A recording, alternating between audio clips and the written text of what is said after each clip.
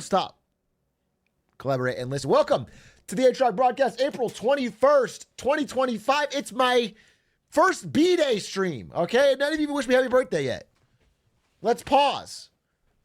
Let's pause and give me a little happy B-Day. A Feels birthday, man. Would that be too much to ask? A Feels birthday. Thank you. Thank you. Happy birthday, Twitch Jesus. That's most critical. Cracking a liquid death on your birthday. 34 years young, folks. 34 years young. No way my nephew was born today. Welcome back, Atrioc. What is that? I didn't die today. I was... Your nephew isn't me reincarnated. I'm not dead. That's not how welcome back meme works. If anything, your nephew's the Pope. If anything, your nephew is Pope Francis. Back again. Happy Easter. Happy Easter. The Glizzy have baby Pope on stream. Did LeBron wish you happy birthday? Honestly, no. I think that was one of the reasons they lost. I think LeBron snubbed me, Stans and Lud. I swear to God. And I think he felt bad about it. I honestly think he tried to big dog us a bit, and then he felt so bad about it that he played shittily the whole game. So I think for the next game, he'll learn the error of his ways. Damn, it's been a minute. I have had a lot going on. A lot going on. We've had many guests staying with us, including my father. The LOL W master himself is staying in my house right now. He's working. Otherwise, I'd bring him on stream to talk to everybody, but he is here. And so been a little bit caught up, but a lot of fucking news. Did I kill the Pope? Good question. No. Let's get that out of the way. I didn't kill the Pope. Now, could I have? Sure. Could I have found a way to do it? Sure. The problem is Vance got to him first. What do you want me to do? I'm not saying I'm not a great assassin. I put my mind to it. I'm just saying that if Vance is going to make it his mission, why am I going to take time out of my day? Atrioc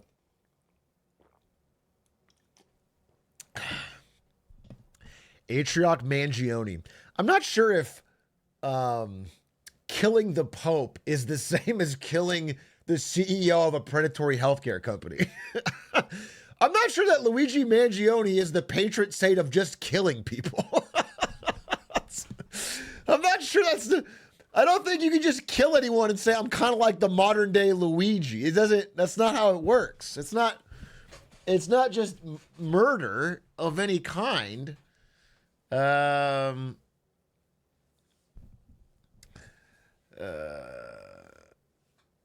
Pope didn't say thank you. How old was the Pope? How old was the Pope? 88, bro? Too young. Too fucking young. He could have been president. God, he could have been, it's far too young to be taken from us. He's in his fucking prime. Do you think?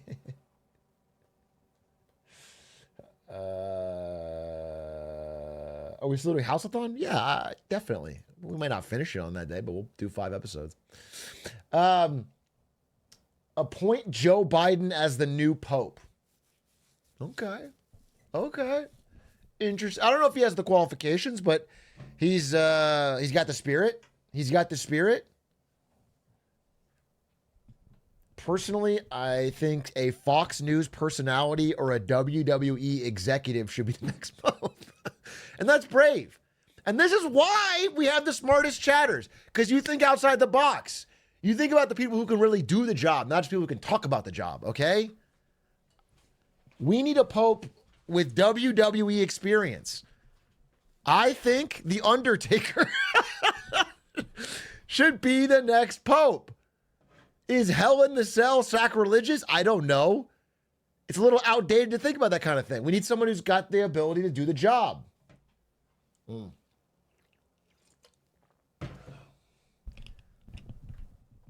Are they going to do the Conclave like the movie? I haven't seen the movie. People keep referencing Conclave. I don't know too much fucking about it.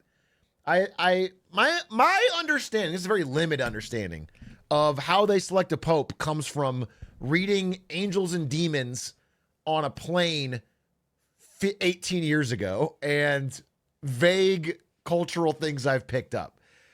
A bunch of bishops get in a room and vote, and then they send smoke up to let everybody know they picked somebody.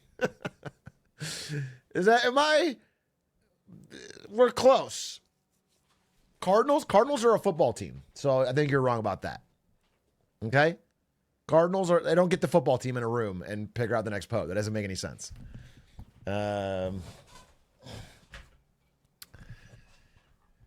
Baseball, you fuck? Bro, you actually are wrong. In that, there's both. Dumbass.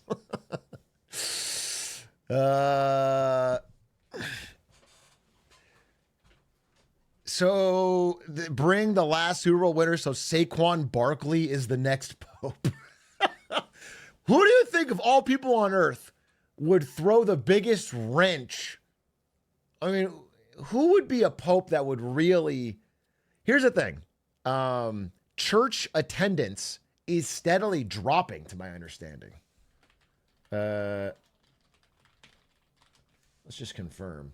Yeah, church attendance has declined in the United States and in most U.S. religious group. It's down. And so you really need a pope who can make God cool again. Do you know what I'm saying? You need someone who can put a fresh face on God.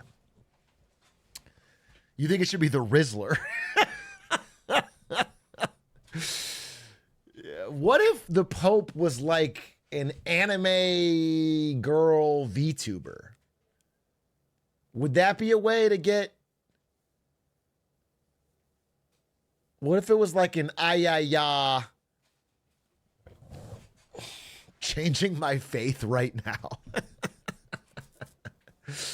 They already have one? Wait, what are you trying to say to me?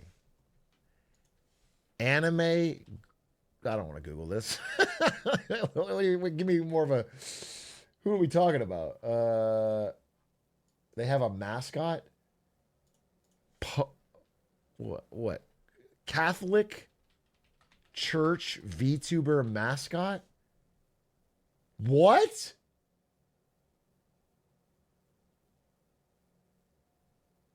Loose?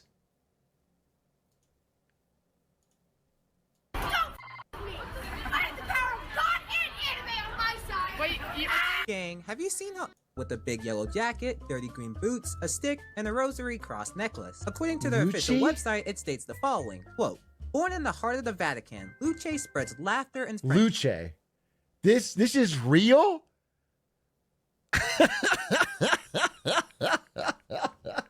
No fucking way.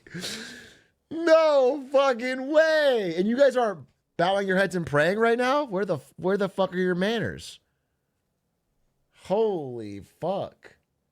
They made an anime girl blue hair mascot. The Catholic Church is desperate. The attendance must be down more than I thought. Oh. Wow. Wow. That's very funny. I did not know. Look at this. Look at this fan art. Dude. Oh, baby. The Catholic Church thriving. That is crazy. Check out the Luce merch. Well, of course there'd be merch, right? There should be a gacha game. Come on. Lean into it. Catholicism, lean into it. 2025. Well, speaking of the Pope dying, a lot of people are blaming it on JD Vance because he visited the Pope, and then immediately the Pope dies, which is just hard to ignore the correlation at the very least. But the funniest thing for me was this. Trump came out to give an address about the Pope. He just signed an executive order putting the flags of our country, all of them, all federal flags and state flags, at half-mast in honor of Pope Francis. So he was a good man, worked hard. Why does the bunny have to be there for the whole... Why does the bunny have to be there for the whole speech? He loved the world, and it's an honor to do that. The guy in the suit just trying to appear somber.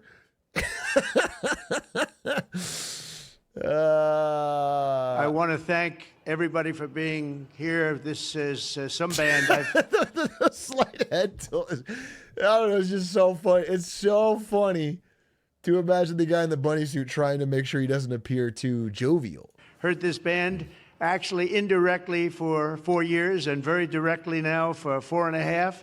And I like the direct method even better. But the Marine Corps band is very, very special. Thank you very much. What a great job. Thank you. Okay. Thank you. Wow. Anyway, yeah, the Pope is dead.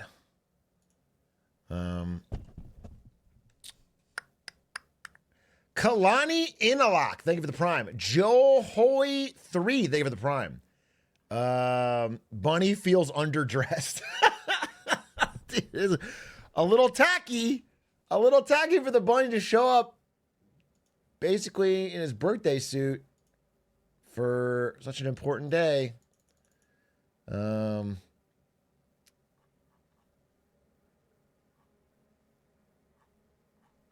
What the fuck is it? Oh, okay.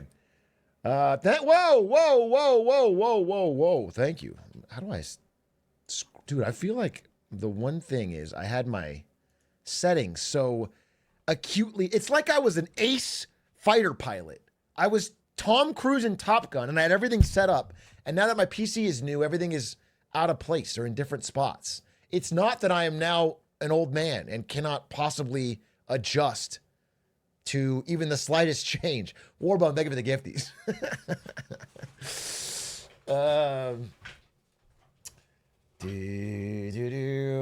As someone who's getting paid in euros, I'm quite happy I'm quite fond of what this administration is doing. Thank you, Mr. President. Salute him.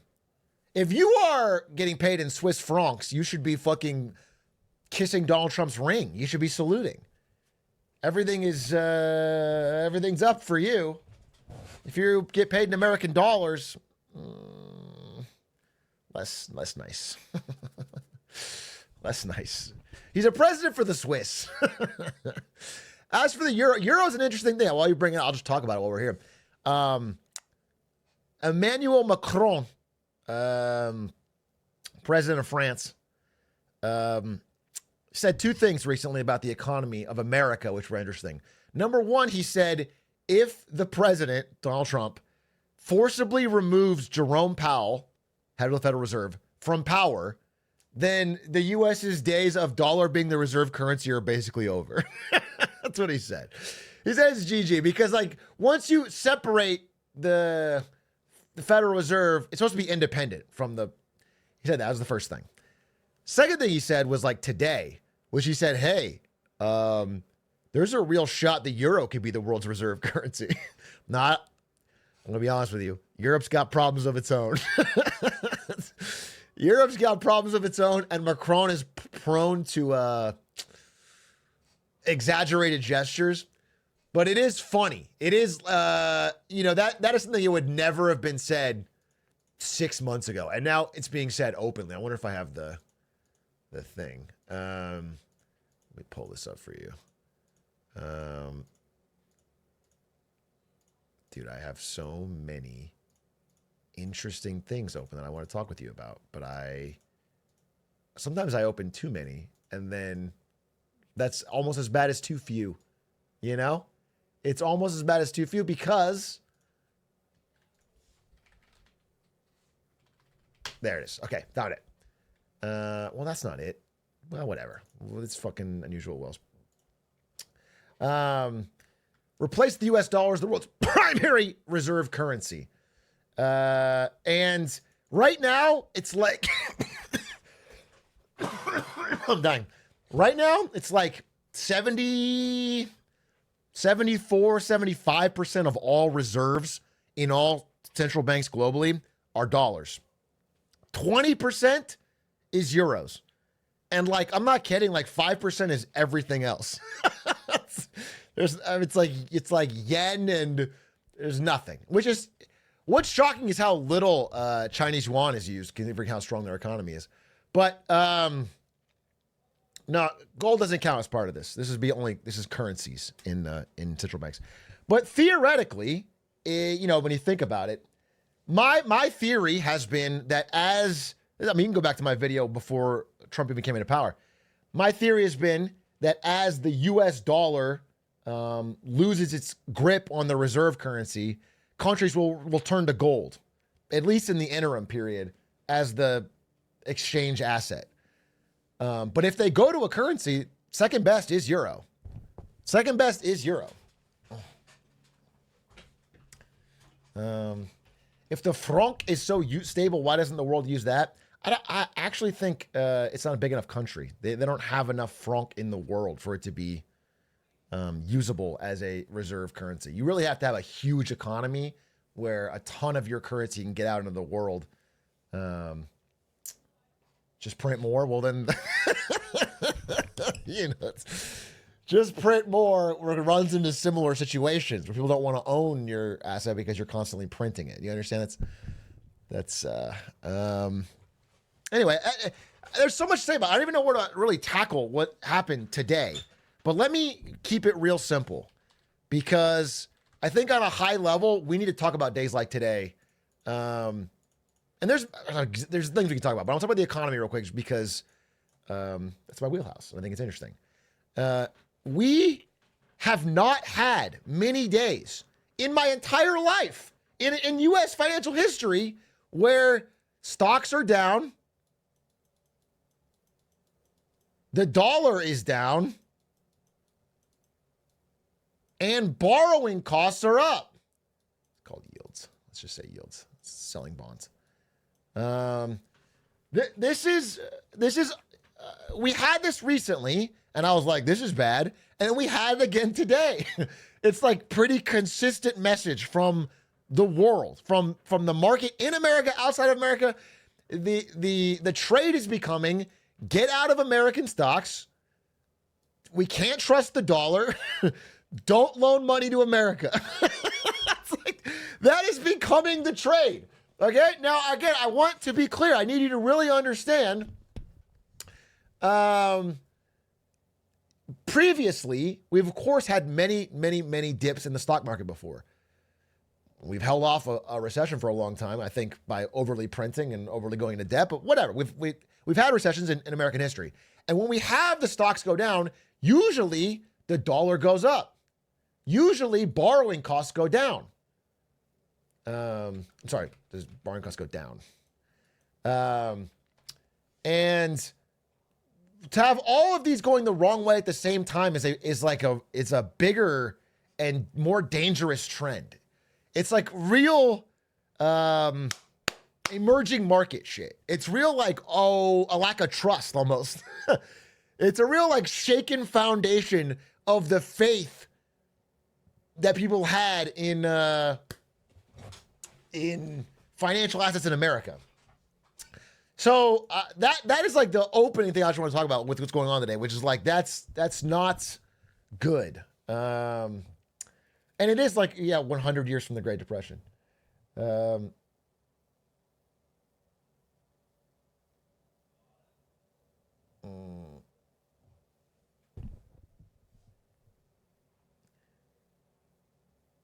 Do you think that the U.S. losing the #1 spot might be good for other countries? The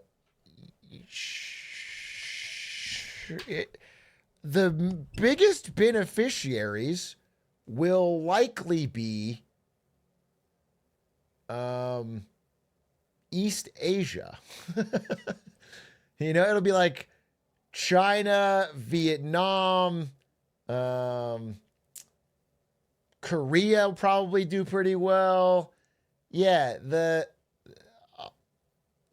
I don't think Canada. Not to be, I mean, you could think super long term, but like I'm talking about the realistic short term impacts, and I mean like medium, like 5 years.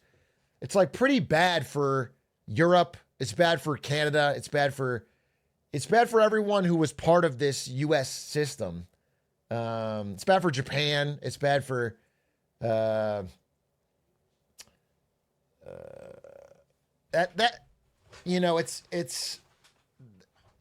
that's what it's looking like. It's looking like a pretty nasty recession. If I'm just being, I've always talked about this before, so I don't want to overwhelm with it. I don't want to over talk about it, but I was already sour on the economy going into this, and it just seems like the mismanagement, incompetence, and the tariffs, and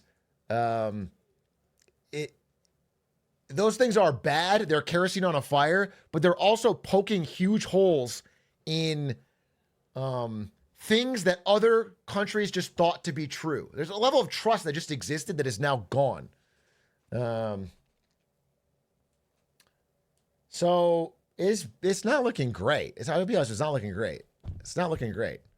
Time to buy gold? I don't know about, I can't give investment advice, but a year ago would have been a great time.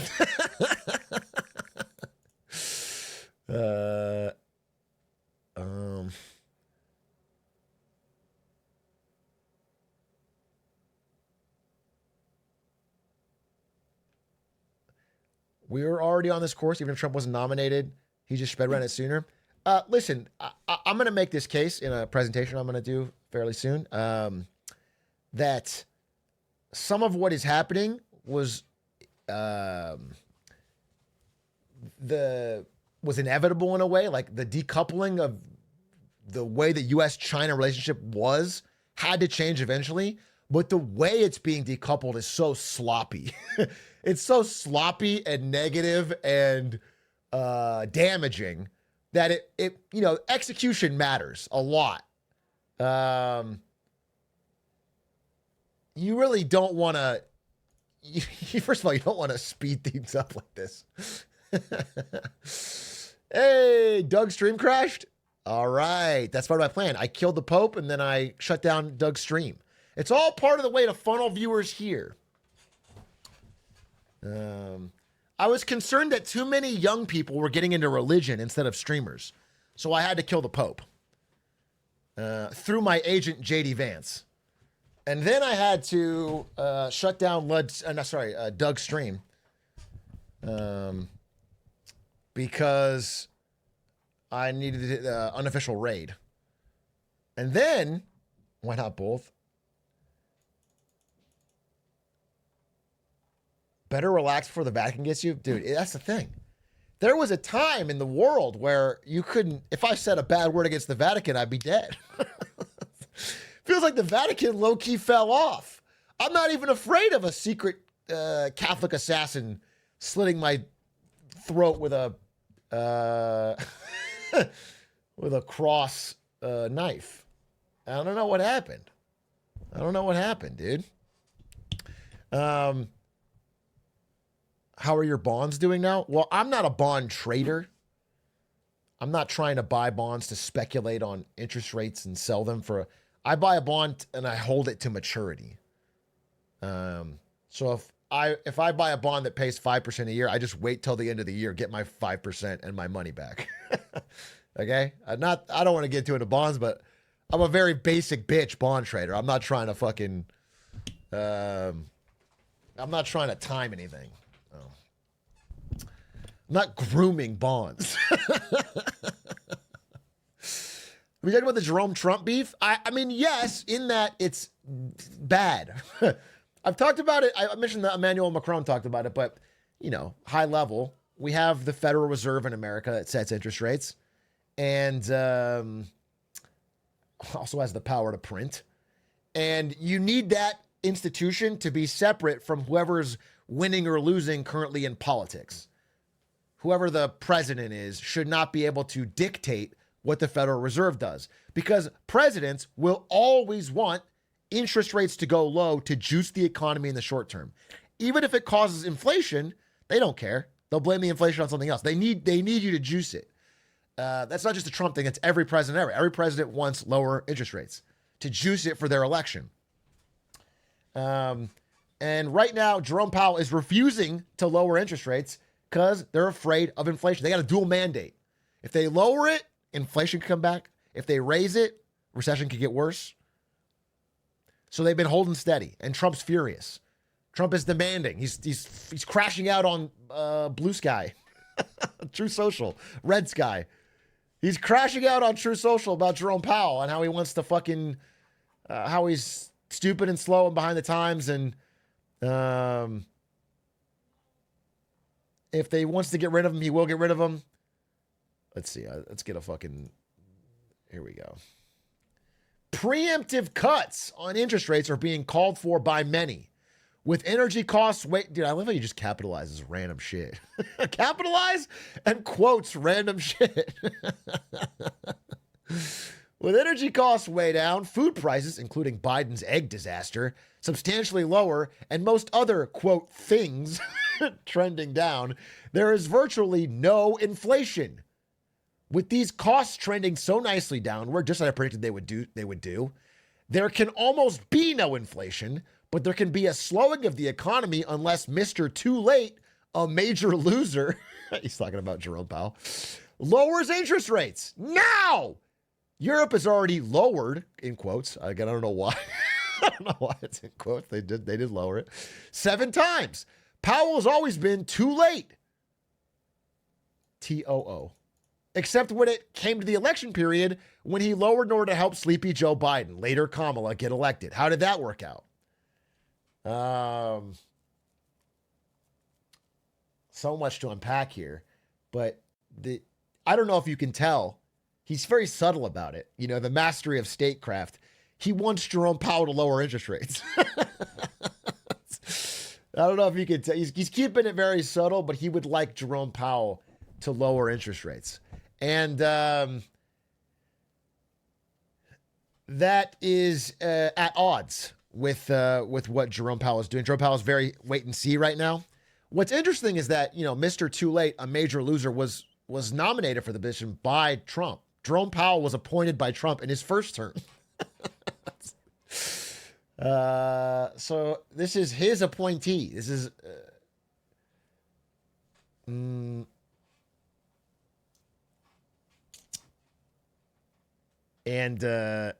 I think Jerome Powell's in a tough position, as he keeps mentioning, that he, here, you know, if he lowers them like Trump wants,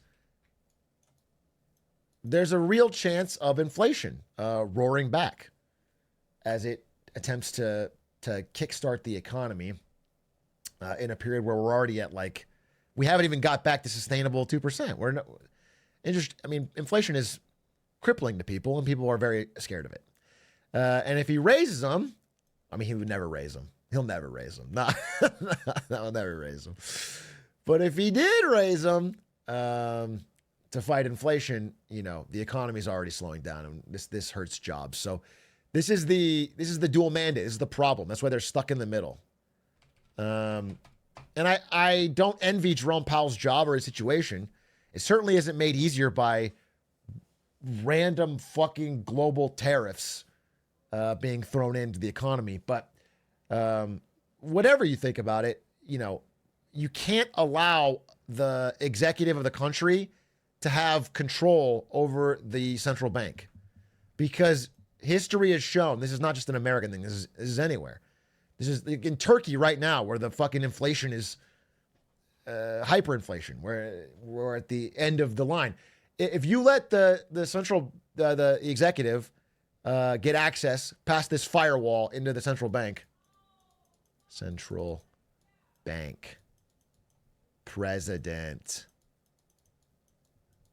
king, prime minister, whatever it is, whoever the leader is, you have to keep it separate. This is dangerous. This is emerging market. This is where you get to like a tier 1 country. And what we're having right now is like, it just feels more and more Banana Republic-y. More,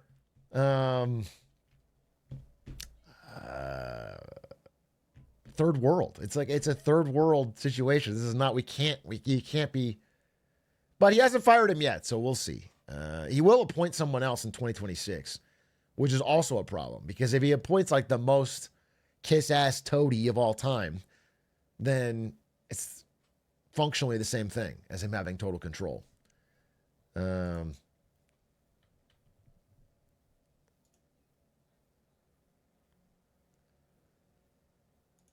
there any kind of loophole they're trying to exploit to get rid of JP? No, they haven't tried to get rid of him yet. Trump has screamed at him on social media. He said, if I wanted him gone, he'd be gone, believe me. But they haven't actually tried. And Jerome Powell has said many times that he will not be leaving. There's no way they can be forced to leave. And there's no precedent for something like this. Trump did nominate him, yeah. How else would the USB could do that happen? I mean, listen, no one has a direct answer to this, but if you think faith in the dollar is declining now, and by the way, it is, just to be clear, if you have some money in the bank, that money is worth less today significantly than it was yesterday. Okay? The dollar keeps falling. It is now lower than it's been in 3 years. It's the lowest it's been in 3 years. Keeps falling.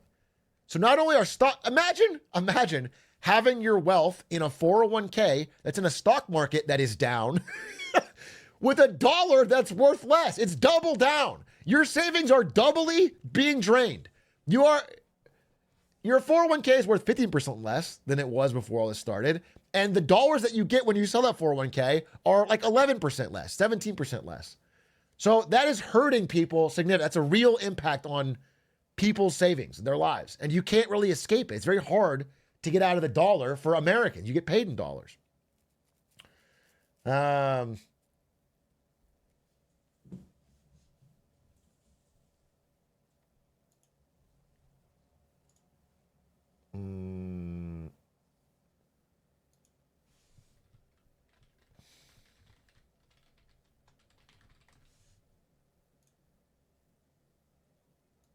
So it's, as you might say, bad. Feels good to be Canadian. I mean, if America has a recession, Canada has a recession, bro. Listen, I understand it's on site. I would hope we could be friends, but it's the same. It's the same, bro. The economies are too tied in.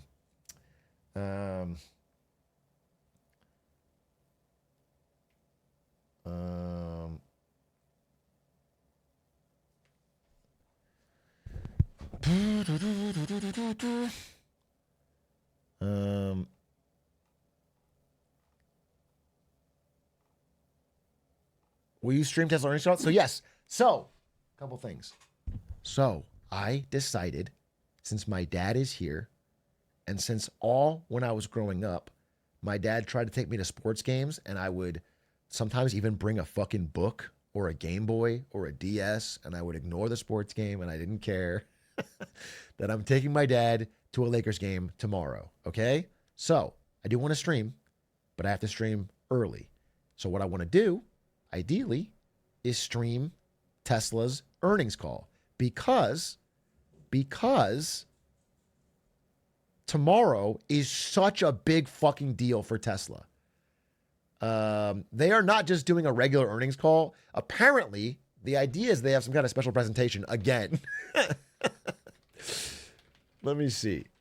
Elon, I believe, is doing a special presentation, a company update tomorrow. It's all hands on deck because the stock is down again. What, 12%? Today? I mean, it keeps dropping and dropping and dropping. We're down 40% year to date. It's bad. Musk caught in code red moment at Tesla. The idea is he is probably going to quit Doge, which, by the way, is down to like fucking 8 nickels in savings. Dude, every single day, the fucking Doge reduces the amount that it's fucking saved. So, Doge is down to like 8 fucking nickels, and nothing's really happening. The deficit is up this year.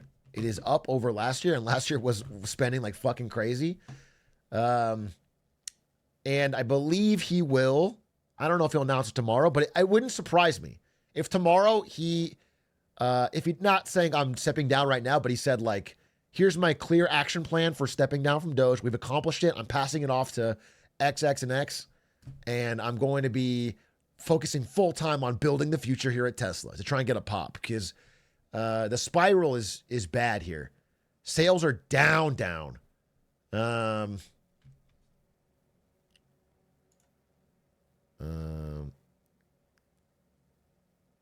Are XX and X his sons? Some think he's going to get Tesla to buy XAI. I've heard that as well. Which would be when XAI bought Twitter, I said it's not really a big deal. They're both private companies where he owns over half. It's kind of just shifting money around, but the liabilities are still the same. But if he gets Tesla, a public company that he only owns 11% of, to buy XAI, it is using everyone's 401k and all the investors of Tesla as a bailout fund for his other unprofitable companies. That's a line you don't want to cross. That's a much different line. AI and Twitter buying each other doesn't matter. It's not, it helps Twitter as a bailout, but only if XAI keeps going well. But he is not God King of Tesla. He owns 11%, and he just happened to stack the board with sycophants, with toadies, with henchmen, with goons. Not gooners, goons, in the villain style.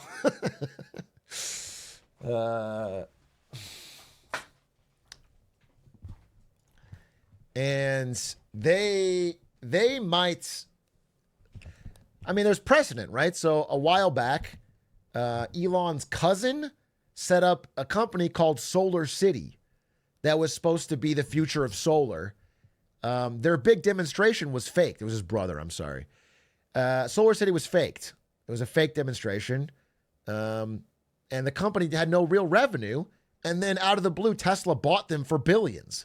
And it was like a pretty transparent bailout slash scam. But Tesla was so big and growing at the time that everyone just said, fuck it. And Solar City wasn't that big by comparison. So the bailout just got. And by the way, if you look at solar revenue now, from Solar City operations through Tesla, it's nothing. They bought it and kind of like shut it down.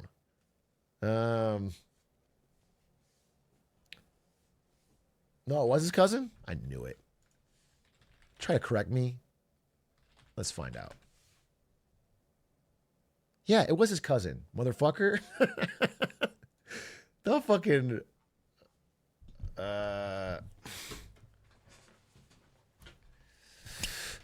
all right. Anyway, I work in solar. It's dying industry. Well, yeah, we'll see.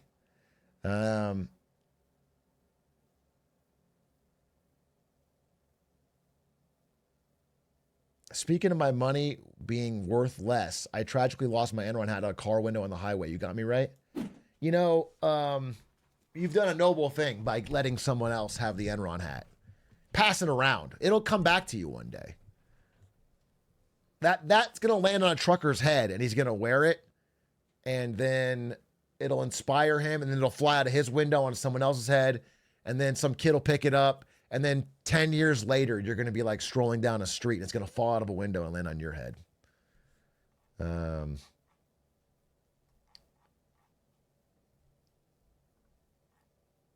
It'll be, and you get lice.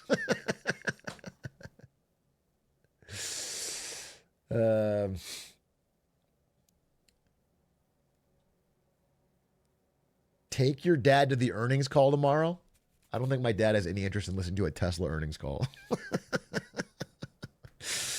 I think my dad does have an interest in going to a Lakers game, though. That'll be fun. Hey, thanks for the gifties. YY DRS. Oh, thank you for the gifties. You have a message you want me to read? What was your message? You said, I got the forest green Enron hat. You give me gifties and an Enron hat. Thank you.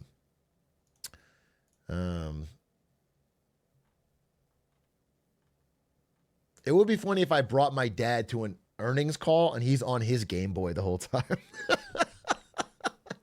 We can go full circle. You know what I'm saying? If he's just sitting there like bored as shit, and I'm like, this is actually really interesting. What? Like,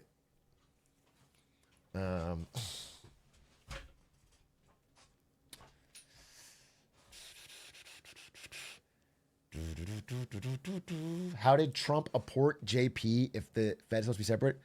And that's the way our system works. The president still appoints the chairman of the Federal Reserve, but once they're in the office, they're supposed to be separate. They can't be coerced. They can't be controlled. They can't be threatened.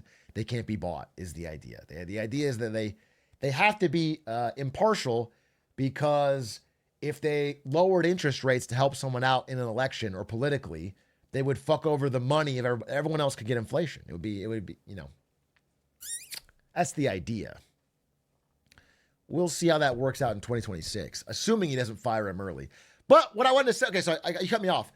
What I want to say is, if Trump fires Jerome Powell early, the very likely reaction is an extreme rise in U.S. borrowing costs and a fleeing from the dollar. Because the idea is that Trump, with unchecked power over the Federal Reserve, would print like crazy for whatever he wants to do, and thus devalue and ruin the dollar.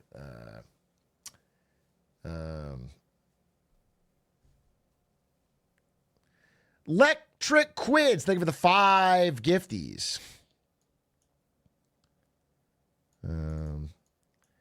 First time catching a stream recently, started speedrunning Hitman in VR. You should check it out.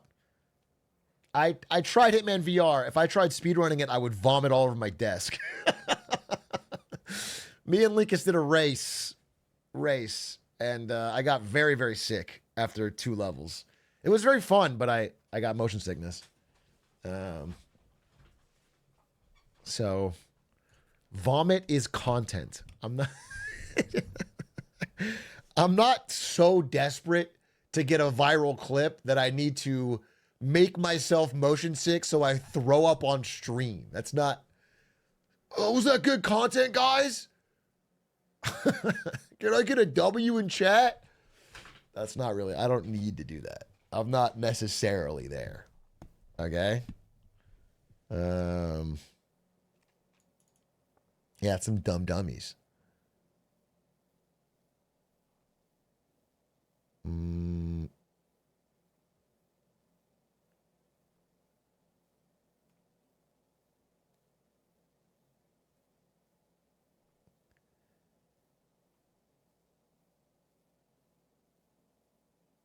If I put my savings into gold without protecting from using value. So listen, I cannot tell you what will happen with gold. Here's the thing about gold, right? I have a thesis on gold that I've made very clear in many clips and videos. However, because it has risen so dramatically, and now you have people on Wall Street bets saying gold is the new Nvidia, you are entering a period where perhaps it is overbought. You're entering a period where you can no longer be, you're not early at all. In any case, you are not early. So I can't give you any advice on it, because while I have a fundamental reason why I bought it a year ago, it may be different now. I mean, it's not something I can truly understand. I don't know what the fair value really is. I think the market doesn't do. They're piling into it because of uncertainty, because no one knows how this all really shakes out. Able Links, they were the 5 gifties. P72, they were the 25 months.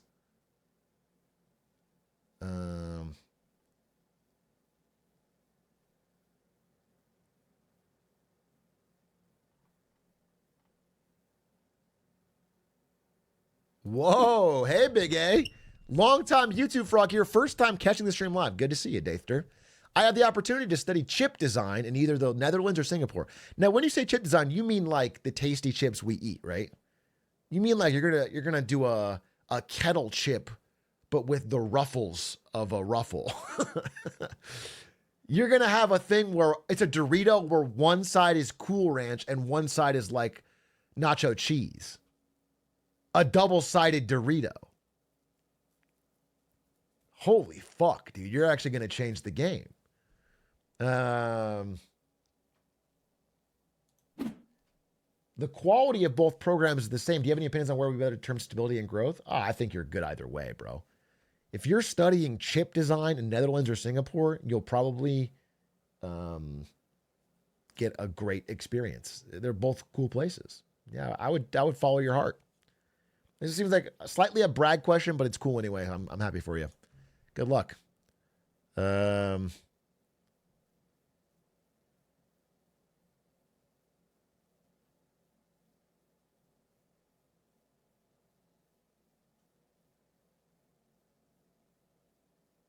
Both places seem unique and fun. Yeah, absolutely. Absolutely. What is this? What is this now? Wait, you're telling me the Doritos collisions already exist? I thought I dreamed this. Wait, what? This looks fake. Intense pickle cornichons intenses? That's the name of this side? This feels... Is this AI generated? What is this flavor name? Intense pickle cornichons intenses? It's French? Oh, God. Oh, God. Oh, God. Oh, it's French Canadian. Even worse. Oh, God. It's like France without the Eiffel Tower.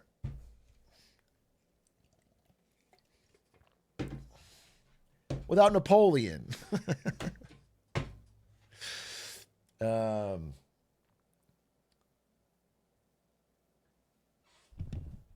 Need Quack to buy me some? I did see Quack. Quack did that. Quack got here off the plane from Canada and had a bag of the most disgusting chips. They were like, he brought them for somebody. This is going to sound crazy, but I think they were tomato chips. Yes. Yes, it was tomato chips Lay's. It was ketchup or, yeah, it was like this.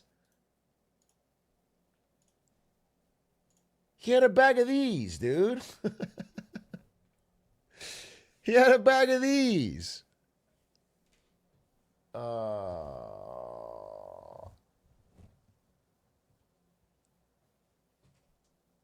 don't know about that.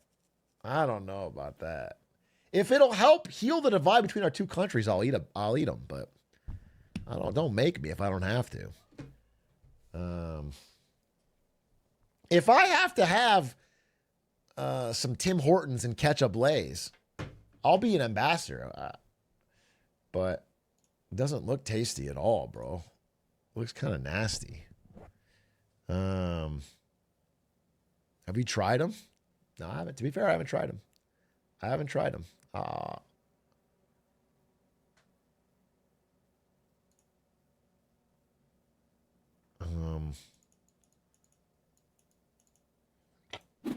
I used to love these, but one night in college after a night of heavy drinking, I ate a bunch of them, puked them up. There was a red stain on the carpet of my dorm room for a year. You actually don't need to share that with me. You actually can keep that to yourself. That's actually a visual I don't need. Nobody asked, really. I just mentioned the chips. Dude, that reminds me, if we're talking about nasty stories. Have I told this story? I'm going to tell it anyway, because people here are new. All right, you got some clips, people here. I'm going to tell a story. In sophomore year of college at ASU, me and my friends had 3 out of 4 rooms in our 4-person dorm. The 4th was open. because somebody I think we were going to live with dropped out or whatever. Okay. The fourth was open. So it was auto-filled by the ASU, I don't know. What do you call it? Administration. Okay? It was auto-filled. So 1 month into the semester, we get a new roommate. And his name, I'm going to say it, is Christian. His name is Christian, okay? I'll say it. I'm not going to say anything else about his name, but his name's Christian. Okay? Christian moves in, and he is much older than us. He's like, I don't know if he's 30-something, but he looks 30-something, okay? And at the time, I'm 19, okay? He looks like, okay, you know what he looks like? Actually, this is probably perfect. This is not, his appearance is not a problem, but I want you to picture him. He looks like Jason Alexander in season 1 of Seinfeld. So like this. This is a perfect example of what he looks like. This is what he looks like. Okay. This is our roommate. We're all 19. This is our roommate. By the way, when he filmed this is how fucking different the 80s were. When this was filmed, this guy was like 28. I'm not kidding. Jason Alexander was in his 20s when he filmed season 1 of Seinfeld. I'm not kidding. Isn't that fucking crazy?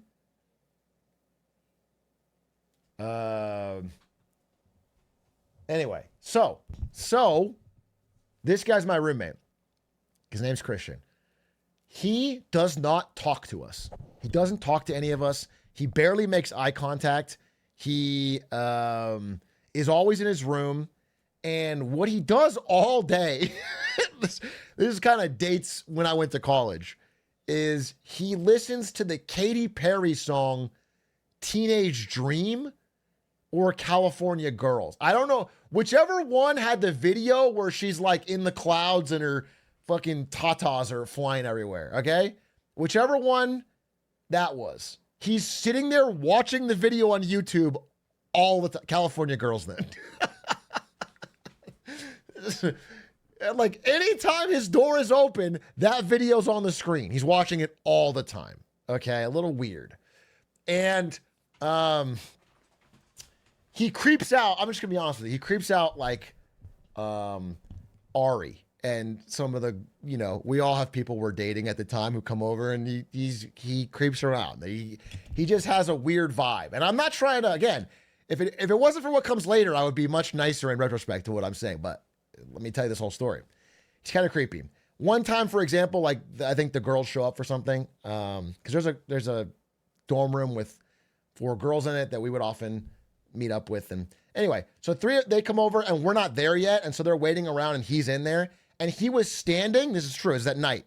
He was standing in the corner of the dorm room, staring out the window in tighty whities, eating a Snickers bar. So he's standing in the corner of the room. Again, there's people there. You could go back into his room, but he's in like this living room area, in tighty whities, staring out the window, just eating just an odd. He was hungry. Hey, don't get me wrong, but he was, he's showing his dominance. Okay, well, we'll see. Anyway, putting out an odd vibe. One day, we come back from all hanging out and we go into the dorm room and it smells fucking foul.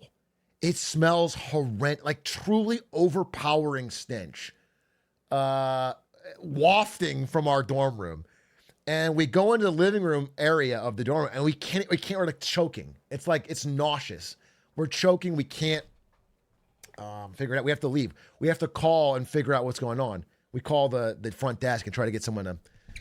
Anyway, it turns out that Christian had vomited some real rancorous bile, some real nasty, vile vomit all over, all from his room, like the way a cat might, all over the fucking central area, all over just vomit all like into the carpet, all over.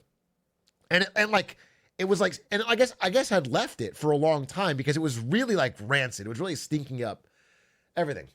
And obviously we get extremely mad at him, you know, because like this stench is now deep into the fucking floorboards. It's like, this is going to be here for a while. It's like really sucks. And we're mad. We're like, bro, you have to fucking clean this up. You have to clean this fucking. He's like, yeah, okay. So he goes, this is like late at night. He goes and we leave. We can't even, we can't stand to be there. I think I go stay with Ari. Maybe I got lucky. Maybe that's why I'm married now, is because I had to stay with Ari that night. Okay, maybe Christian helped me out. W wingman. But we leave. We're not going to stay in that room tonight. And we're like, you have to clean this up. He goes down to the front desk to check out the cleaning supplies that he needs to get this vomit removed. What cleaning supplies do you think he checks out to get this arduous task done? That's right. A single vacuum. A single vacuum. He checks out a vacuum.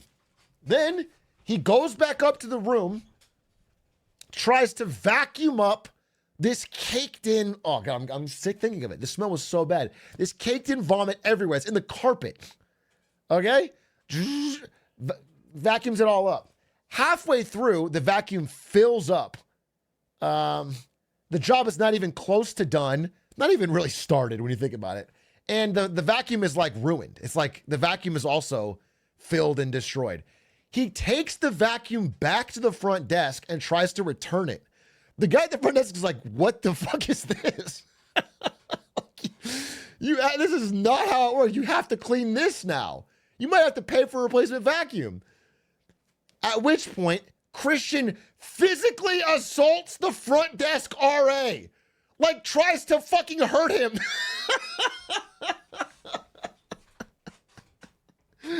Like, grabs him, shoves him against the wall, tries to force him to take the vacuum back. At which point, the RA, once he leaves, calls the police. So the police come and get Christian in the act of vacuuming his own vomit with this broken vacuum.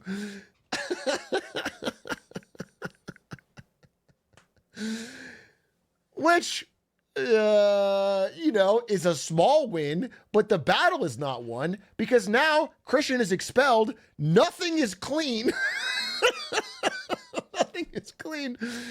And we're kind of screwed. So we, over the next few days, have to fucking clean it ourselves. I think we actually had to pool our money and pay someone professionally because it was fucking bad.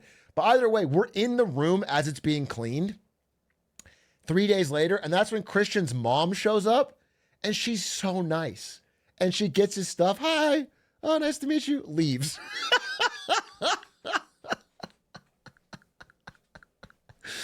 His mom showed to get his stuff. He was expelled. And we never saw him again. That's the fucking Christian story. It was crazy. How old is he? I don't know his exact age.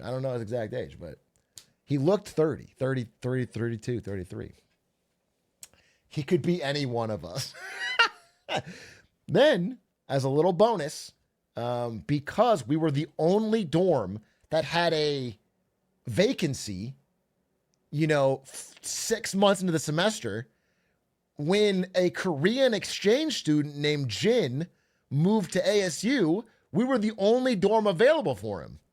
And he moved in, and I ended up becoming good friends with him, and that's what led me to go to Korea in my junior year and, changed a lot of things with my life. And Jen showed me around and gave me a good time in Korea, and so it did work out. Sometimes bad things lead to good things, but boy, that was that miserable at the time. And by the way, the smell, I'm going to be honest with you, I don't think it ever truly left. It was always like, nobody wanted to hang out in our living room ever again. Like, ever again. It always had that faint nastiness, dude.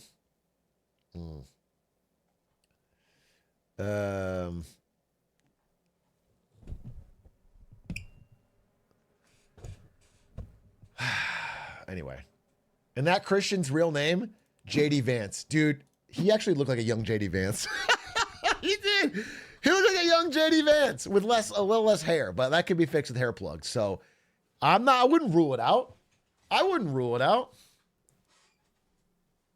How did he even throw up? I don't know, but his diet was candy. I mean, I never saw him eating things other than like chips and candy and watching Katy Perry. I'm not, you might think I'm exaggerating. I'm really not. Months of him listening to Katy Perry, that one song, and eating fucking Doritos and candy bars. And was he fat? Yeah, he was fat. He was fat. Not like insanely. It wasn't like, but he was bigger.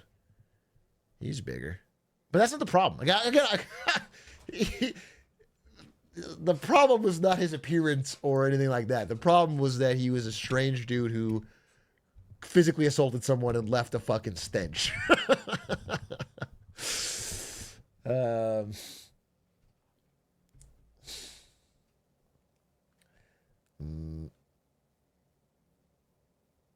Dude, I had a roommate in college whose diet was 80% silk soy milk. He had cartons stacked in his room.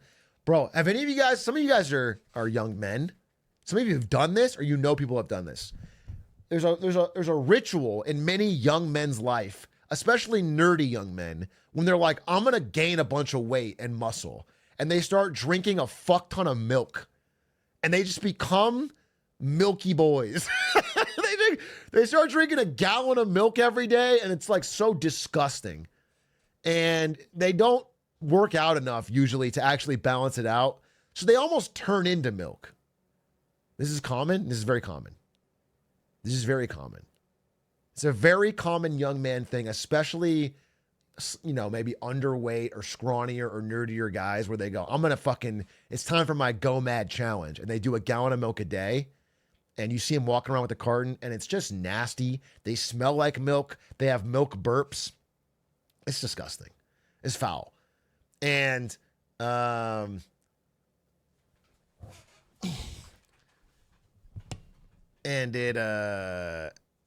they turn into they just look milkier. Just too much milk. There's too much milk, dude. Works though. It's better than under eating, I guess, if you're trying to gain weight, but it's rough. This is literally me. I feel so seen. I'm aware, dude. People did it.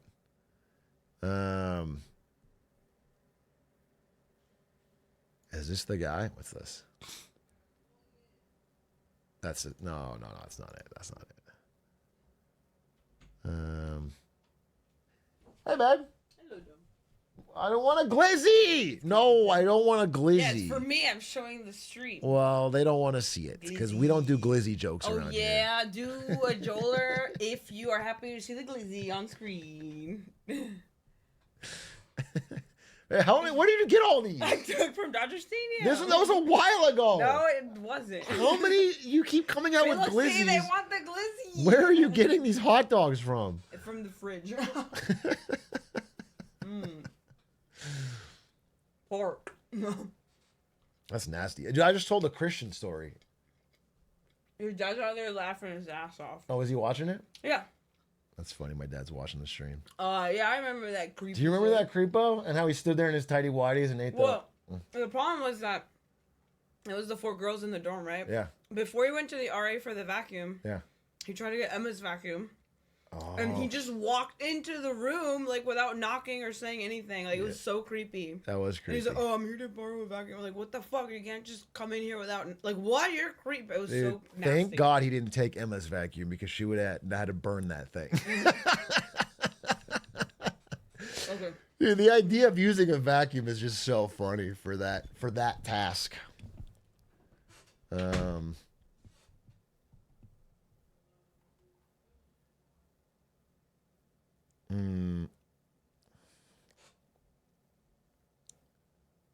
Hey, thanks for the 5 months. Dad Atrioc cameo. Maybe I'll bring him in, yeah? One time in my freshman year, one of our hallmates, also named Christian, offered us alcohol, which was hand sanitizer with the jelly stuff removed. So basically, isopropyl alcohol. He ended up puking his guts out with blood and everything that night all over the toilets and showers of the dorm. It was insane. He recovered, though, didn't even go to the hospital. Easy. Boot and rally, dude. Damn. Got a nice buzz for cheap. And kept on trucking. That's crazy. Can I tell you one more? Don't make this a clip, Aiden. Can I tell you one more college dorm story? This one's a little graphic. Everyone, if you're not an adult, leave, okay? Adults only.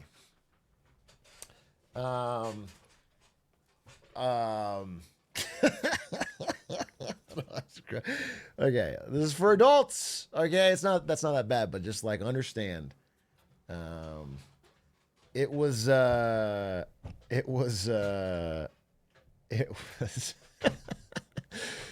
the dorm looked like this, okay? This is freshman year. So I'm 17, 18. The dorm that I was in this year looked like this.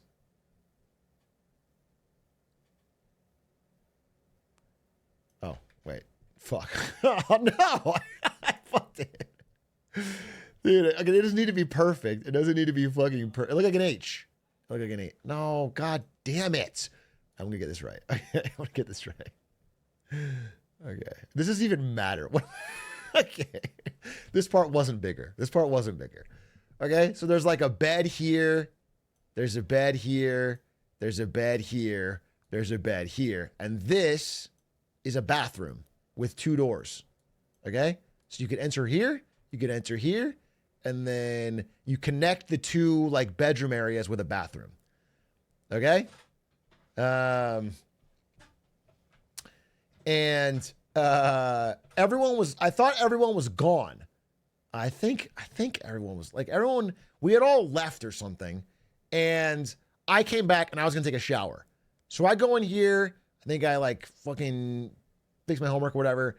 And then I go in here and I open this door to go in the shower. And my roommate, Paul, I don't know why I'm saying everyone's real name, but Paul, who lived here, was in the bathroom, shower off, totally naked, standing there. Now, before you think, oh, he must have been doing something, not hard. Okay. Why do I know that? Here's why. I open the bathroom. He's standing there. Again, I told you this is graphic. He's standing right here. He looks at me. We make direct eye contact, and then he puts his hands back like Martin Scorsese saying cinema, like caught. Okay? Then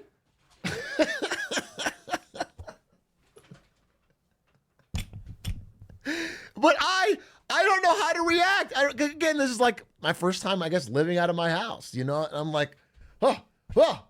And then he starts jumping backwards. And I'm going to say it, meat spinning. It's flopping and it's spinning. And he's like jumping backwards, like doesn't know what to say. He's backwards long jumping like Mario.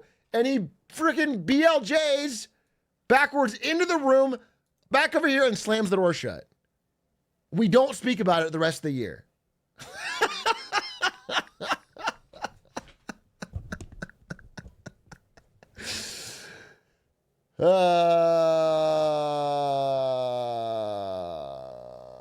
That's the God's honest, dude.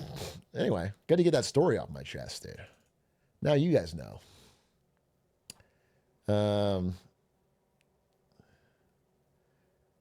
We talked about it next year. No, after that year, we went to different dorms, so I never saw him again.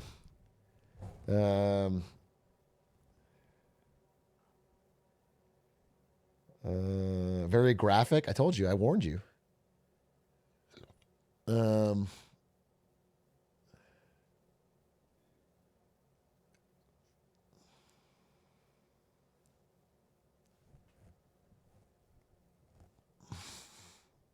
Mm.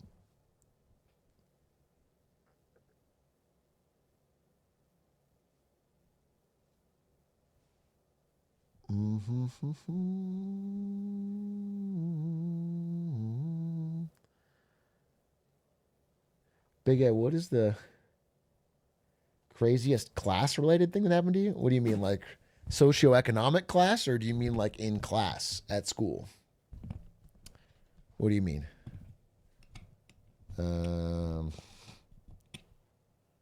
Things that happen in class? Dude, the saddest thing I remember from school related to class, there's plenty of stories, I'm sure. But I remember that one of my closest friends, to this day, he was at my bachelor party and my wedding, and I saw him recently. He lives in Arizona. He's a good friend. His name's Josh. I'm not going to say more. This guy, Josh, went to ASU with me.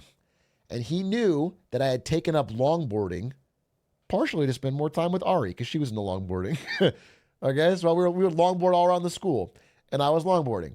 And Josh was, he made custom longboards. So what he would take a longboard and paint the underside really cool and sell it to people. But as a gift for me on my birthday, it's my birthday story because my birthday was 2 days ago, but this is 7 years ago or 10 years ago or whatever. He got me a custom longboard with a custom painted underside that had like Mario, like shooting a fireball. But he painted it. It was so sick. You know, I was a gamer. I was in the esports club. It was like a fucking sick ass. That was my Steam picture, I think, back then. It was cool. It was a fucking cool ass, sick ass longboard. And I loved it. I was like instantly like, this is one of the coolest gifts I ever gotten. And I ride on it all the way to class where I was taking a final. I think it was, I don't remember the final. Some business class. It was a final. And again, I'd probably not been paying too much attention, but I go in, everybody in the room, people skateboarded a lot at ASU. They would line their boards up at the back of the room. It's a huge lecture hall. They would line up their boards at the back and you'd get it on the way out. So I line my board up at the back and I sit down and take my test. And it's 2-3 hours or whatever, long ass fucking test. I'm sweating. I get up I walk to the back of the room. My board's not there. Someone fucking stole it. Like the day it was given to me. I was so sad.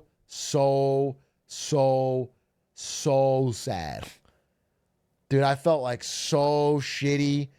I like avoided the friend a little bit because I didn't even know what to say. I felt, dude, it hurt me so bad because I loved the gift and I didn't want to even tell him. I felt so ashamed that I lost it.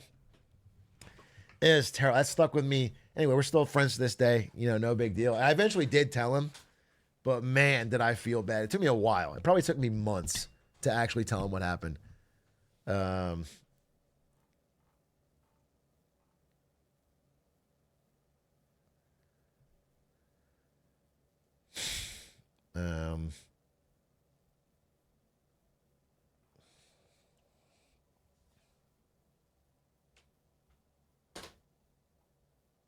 I had a prof not show up to any of my classes. On 100 just showed up on everyone's transcript and no one questioned or reported it. Class of 30 and no one snitched.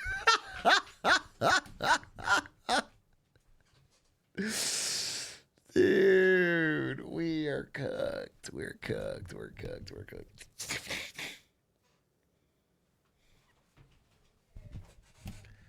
We're cooked, bro.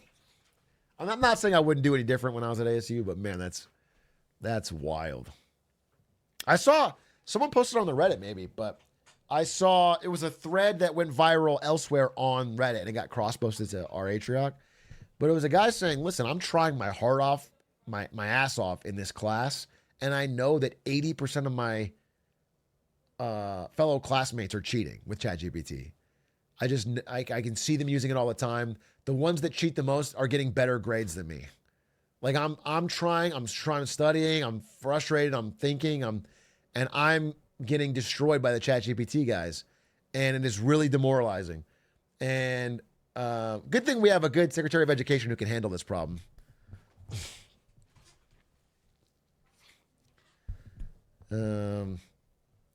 Good thing we have somebody who's got their finger on the pulse.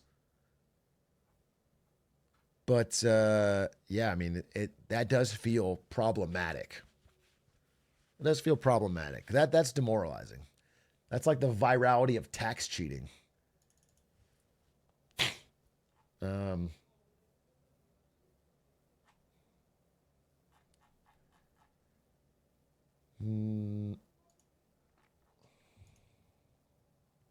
Hey, there's a new Good Work. I was gonna watch that with you guys.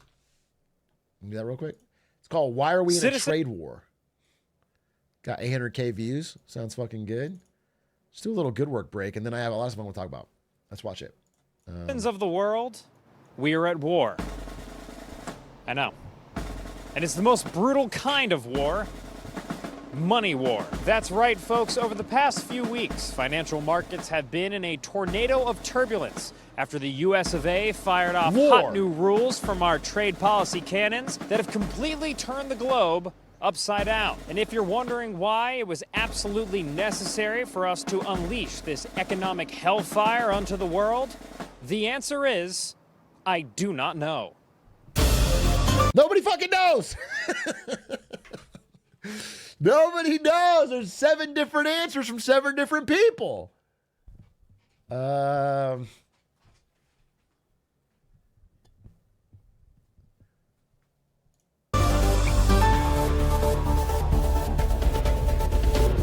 Before 2 weeks ago, I thought tariff was nothing more than the name of my estranged Mormon son. You can come home anytime, buddy. We still love you. But nope. According to Investopedia, a tariff is a tax that one country imposes on goods and services that it imports from another country. By making imports more expensive, countries can use tariffs to achieve certain strategic goals, like getting a trade partner to behave in a certain way, creating a competitive economic advantage for yourself, or balancing your budget. Perhaps most importantly, though, a tariff is something that makes my president and commander-in-chief Donald J. Trump absolutely sprung. Yep. I always say tariffs is the most beautiful word to me in the dictionary. Then I was reprimanded by the fake news. They said, what about love, religion, and God? I said, I agree. Let's put God number 1, religion number 2, love, I don't know. We got to put that number 3, I guess, right? And then it's tariff. Up until this Trump administration, tariffs between...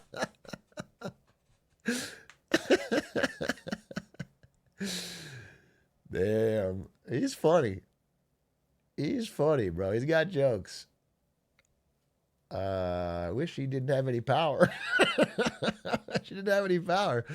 But he's between funny. the U.S. and other That's nations our guy, were all right. pretty low. I mean, you know as well as me, the effective average tariff on imports coming into the U.S. was 2.5% as of last year. But this year, after a couple of months of foreplay, President Trump's love for tariffs climaxed in a 53-minute orgasm he called Liberation Day, which, if nothing else, is a pretty sick thing to call your orgasm. On Lib Day, Trump proudly held up a poster, Scholastic Book Fair style, that announced massive tariffs on every country in the world, including China, our closest allies, and those freeloading motherfuckers over on Christmas Island. These were some of the highest U.S. tariffs we've ever seen, and after they were announced, the stock market made like a heavy, heavy rock and plummeted. Heavy, heavy rock. Are you guys fucking kidding me with this script? This was followed by a drop in global stock markets, then the U.S. bond market, forcing Trump to back off and announce a 90-day pause on a lot of his beloved tariffs, which for a minute looked like it made the economy happy, but then everyone realized that tariffs were still really high, and also Trump was still tariffing the other biggest economy in the world and one of our largest trading partners in China, at which point the economy basically got sad again, forcing Trump to back off again and say, hey, maybe let's exempt the big stuff like smartphones and electronics from the China tariffs, which made the economy a little bit happy again. But then Trump's Commerce Secretary said that the exemption would only be temporary. Ha-ha! Trade war! It's a lot to digest, it's a lot to follow. Every day we're gonna keep getting bombarded with news, and you're gonna wanna move to a beach hut in Central America where you'll spend the rest of your days drinking homemade rum and gambling on scorpion fights. Sounds pretty sweet. The point is, this is all very confusing. But if one... What would this say? What would consumers feel when stock market drops some pricing bad news? If the stock market drops 40% in a month, we're in a Great Depression. That's not you'll feel it in a variety of ways, including at the bread line, dude. You'll feel that when 40% in a month would be catastrophe, would be history book level. Okay? But, you know, even if you don't own stocks, the stock market dropping, because it is so many Americans' 401k retirement portfolio, makes them feel less wealthy. They feel more concerned about money, so they spend less. They clamp down, which again slows the economy because they're not spending, so people have to start laying people off. Jobs start shuttering. Businesses start shuttering. That's the effect of the stock market on everyone. Again, so much of our economy has been propped up by the top end of that K. You know, not this. not the dorm room with the K-shaped economy where a few people, they're supposed to be smaller. A few people have been doing well, and most people have been seeing their living standards decrease. This is where the stock market rising was helping the most. As that falls, and we have more of like an R-shaped economy, and they join everyone declining, that's when it's all over. Because a lot of businesses are propped up by the spending of the top 10%. If this is the top 10%, they've been doing so well, and they've been spending so lavishly and going on trips and traveling and buying Airbnbs and helping bid up the housing market. And all of this has kept prices, kept the economy going. But it's driven by the wealth effect of them having stocks doing well. Once the stock market drops, this last leg gives out, and then everything goes to shit. That was what's holding it up. One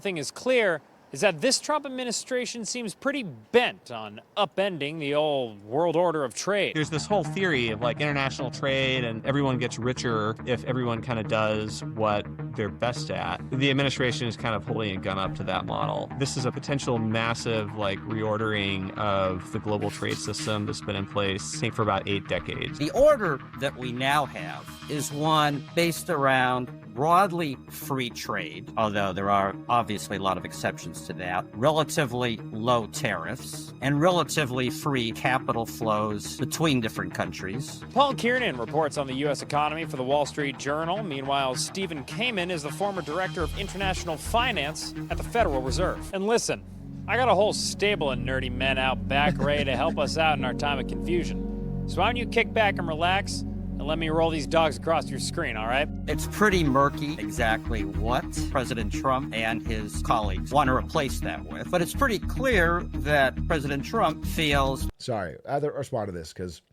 I don't like this line of thought. Wait, this is...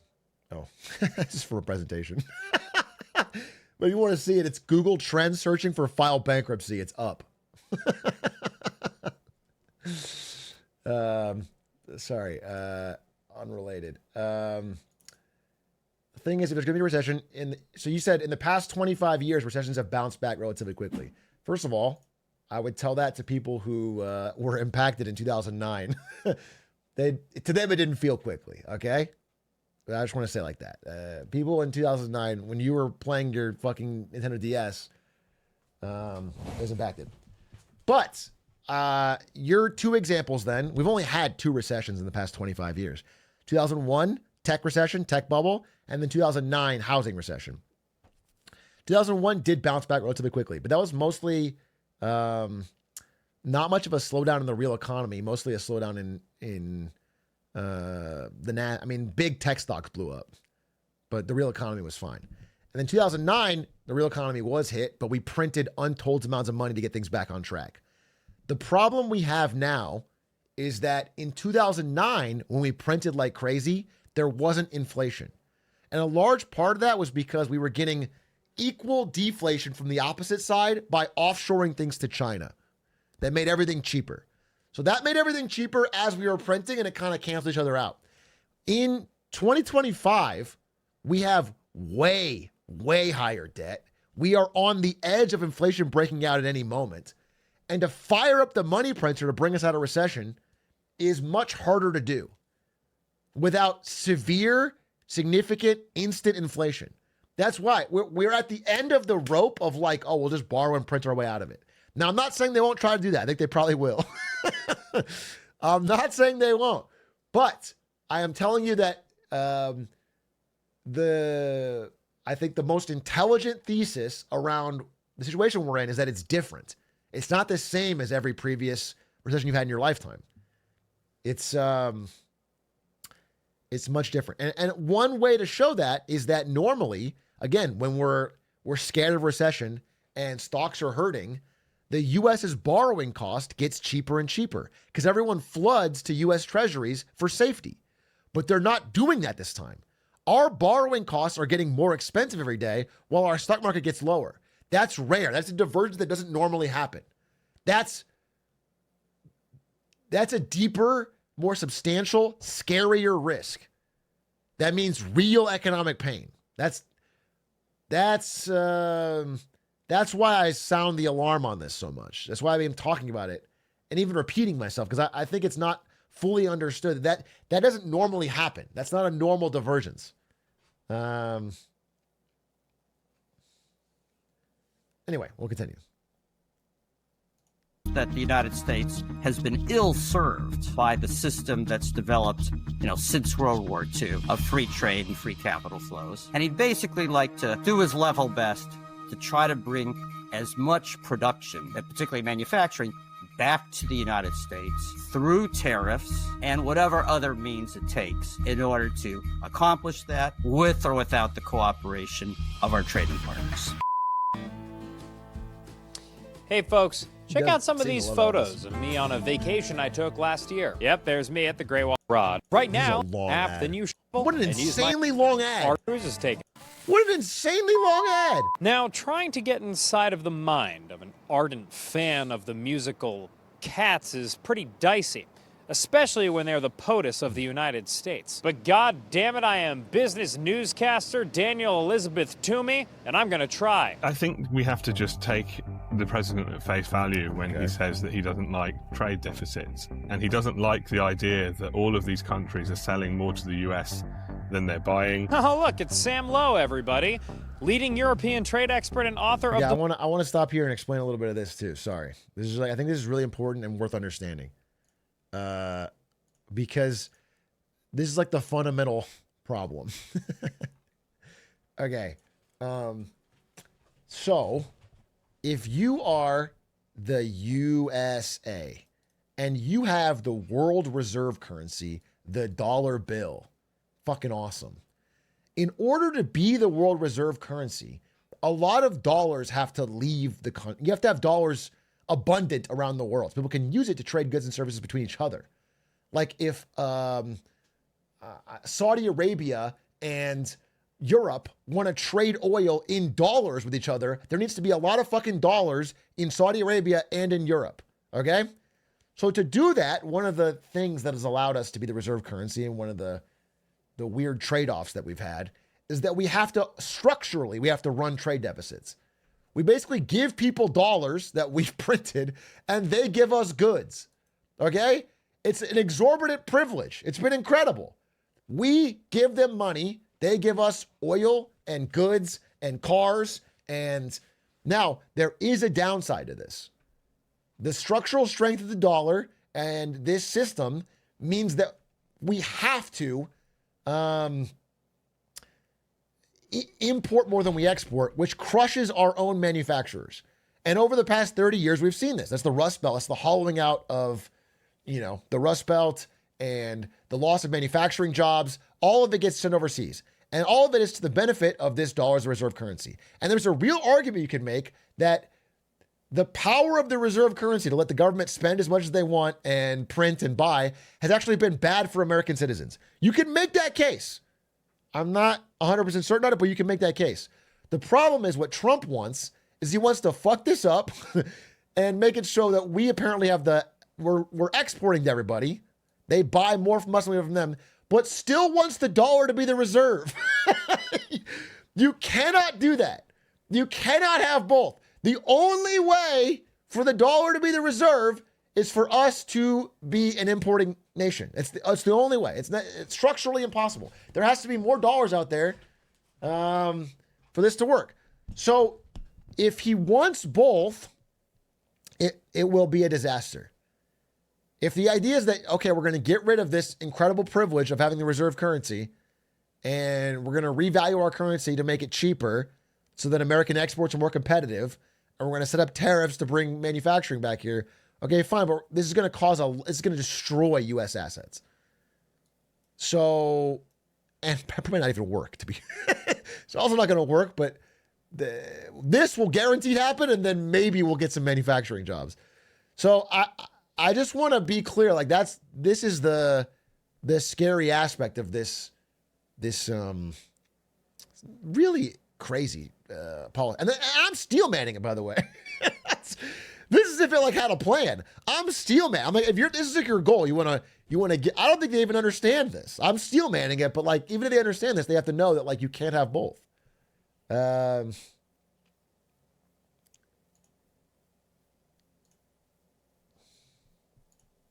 most favored nation newsletter. He doesn't like the fact that when he asks why, he gets a list of regulations and blockers and high tariffs that explain why the US isn't selling more to, say, the EU. President Trump is extremely hot under the collar over the fact that the US runs an overall trade deficit, meaning we buy more stuff from the rest of the world than the rest of the world buys from us. They ripped off the United States, ripped off and taken advantage of. We've been ripped off. They ripped us off left and right.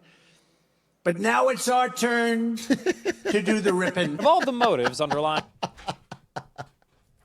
What a great way to describe it.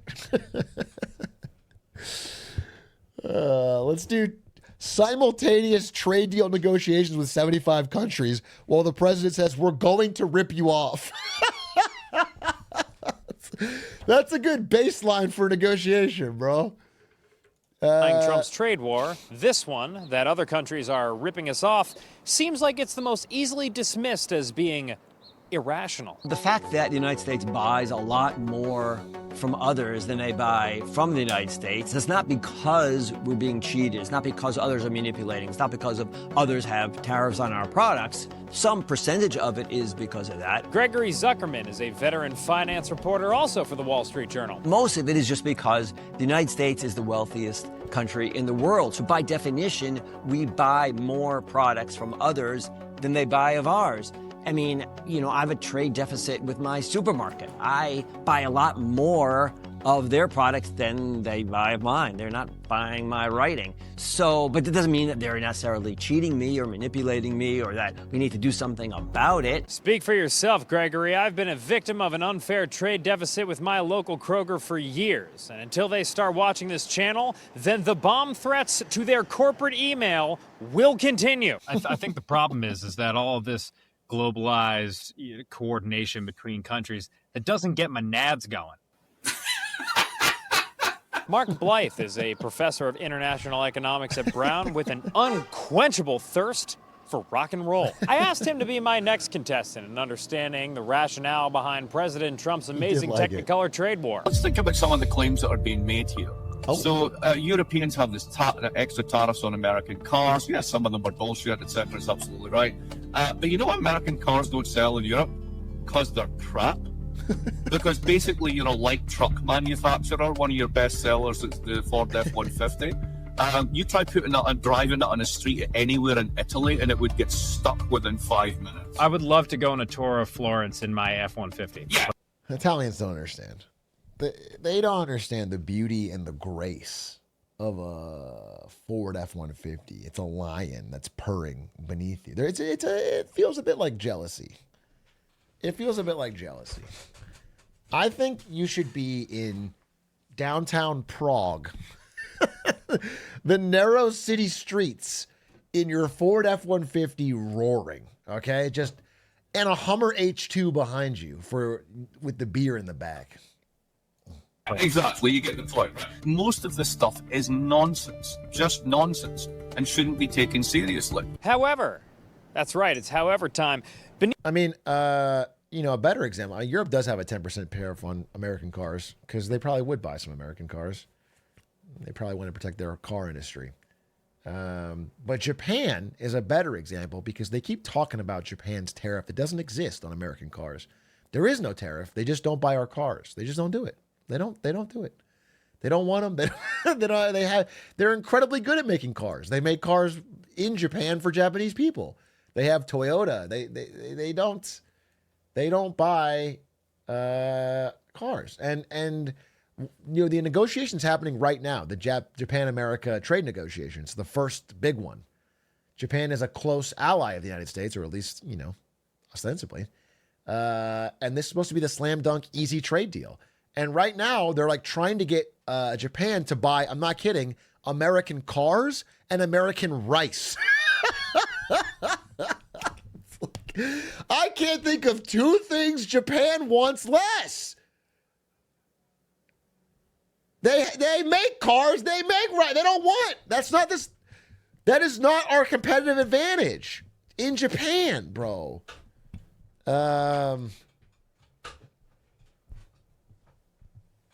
So it's a real tricky situation.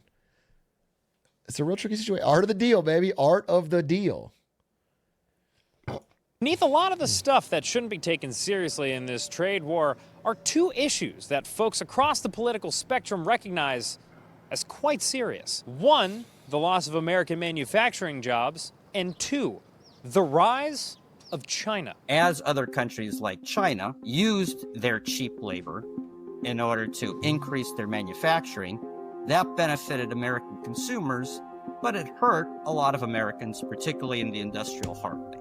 And not only did it hurt those workers, but in putting them out of work, it also led to kind of like the degradation of whole communities. This degradation of American industrial communities is often referred to as China shock, or the enormous increase in Chinese imports into the United States in the 2000s, which was estimated to have cut more than 2 million American jobs. There's also evidence that in the communities hit hardest by this job loss, more people die of drugs, alcohol abuse, and by suicide, which you'll often hear referred to as deaths of despair. 100% I mean, true. the really big story in the United States role was essentially saying that we're going to allow and partner with China's rise, and we're all going to benefit from that. That was kind of the permissive consensus.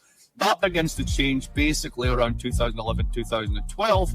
China has such a comparative advantage in manufacturing that they basically bulldoze everybody else. And that is when the trouble begins to hit, because once you get the China shock, this creates concentrated losses in electorally significant districts. Then it persists for a decade and a half. You get deaths of despair, all the bad stuff, and the reaction to that is part of what we're seeing now. So trying to boost manufacturing at home is a real thing that all sorts of people think we need to be doing. For example, the Biden administration's big pieces of legislation, the Inflation Reduction Act and the CHIPS Act, were both aimed at bringing high-value manufacturing jobs back to struggling industrial communities in industries that are going to become increasingly important. Building green infrastructure as the global economy tries to decarbonize, and building microchips as everyone uses AI to turn their dick pics into Studio Ghibli flicks.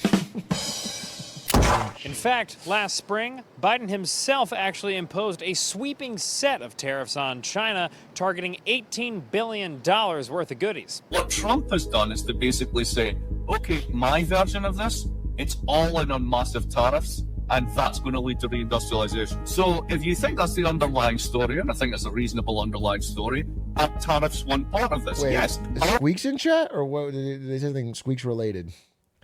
Squeaksy poo. User Squeaks. What did he say?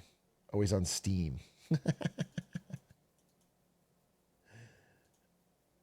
Steam pop-up. You guys keep bringing up Squeaks when his Steam pops up. Let the man game. Are they the only way to do this and the only step, and are massive tariffs the way to do it? Absolutely not. The thinking stops at tariffs. And lots of folks agree with the mayor of Guitar the City thinking here. stops at that tariffs? while bringing manufacturing jobs back to hard-hit communities is a worthy goal, just applying a bunch of tariffs isn't going to achieve that. Nevertheless, we continue to crank the tariff amp to 11. That one's for you, Mark. But taking a step back, all of this chaos and uncertainty may actually be hurting the U.S. more than any of the problems we were originally trying to solve. Those things eventually are going. You're telling me? You're telling me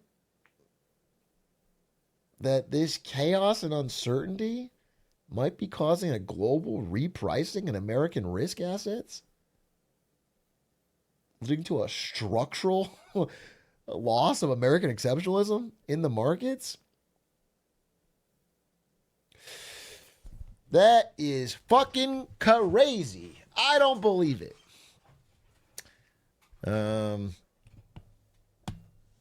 Sounds like it's fake news from fired disgruntled employees. That's what it sounds like to me. It sounds fake. You know what the problem is? We need to double the tariff. Going to undermine, I think, We the need to role double of the the fucking dollar tariff. and the role of the U.S. in world affairs. I have had a lot of conversations with foreign economic officials over the last few months. All of them are completely bemused by the policies being undertaken by the current administration. They don't know how to understand them. They don't know how to predict them, and they don't know how to react to them. That's right, Steve. Never let them know your next move. And also never let them understand your previous move. Our reporting suggests that foreign governments and trading partners and allies don't really even understand what's on the negotiating table.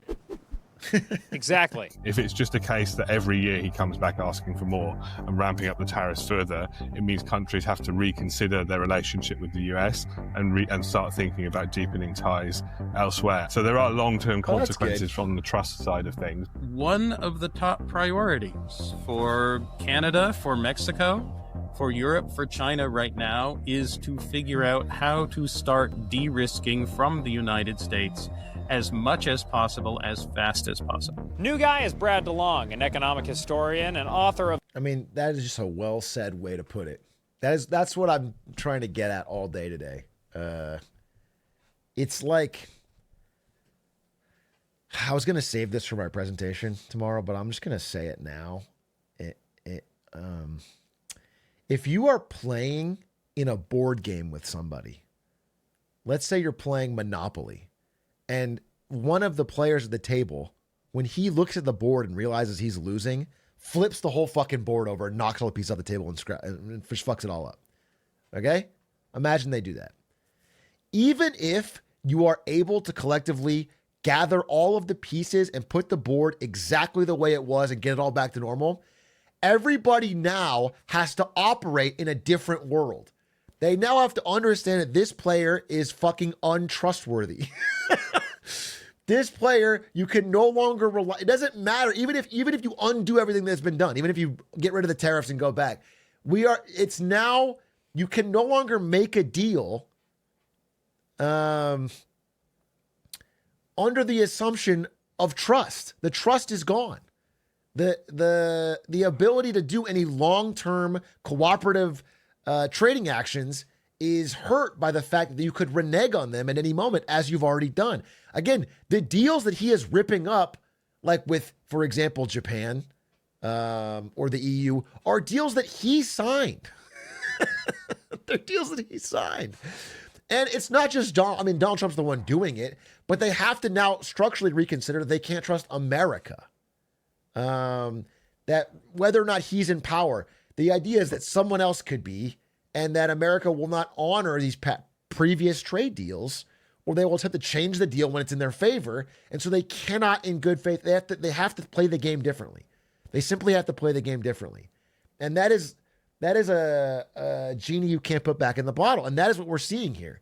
And that is why even like whenever a tariff gets lowered or whatever, you see the market spike a little bit and then resume a downtrend, because there is a structural loss of faith. There is like, I cannot have my assets all in the US market. I can't have my assets in dollars or US treasuries. We need to have our central bank assets in gold or Swiss franc, or we have to get out of the system. We don't want to have to rely on it. There's too much risk, because if you give them that leverage over you, it'll be abused. That's what I'm trying to say. And that is why I feel super comfortable saying that this is the worst 100 days first 100 days of a presidency, perhaps ever. Now, there was a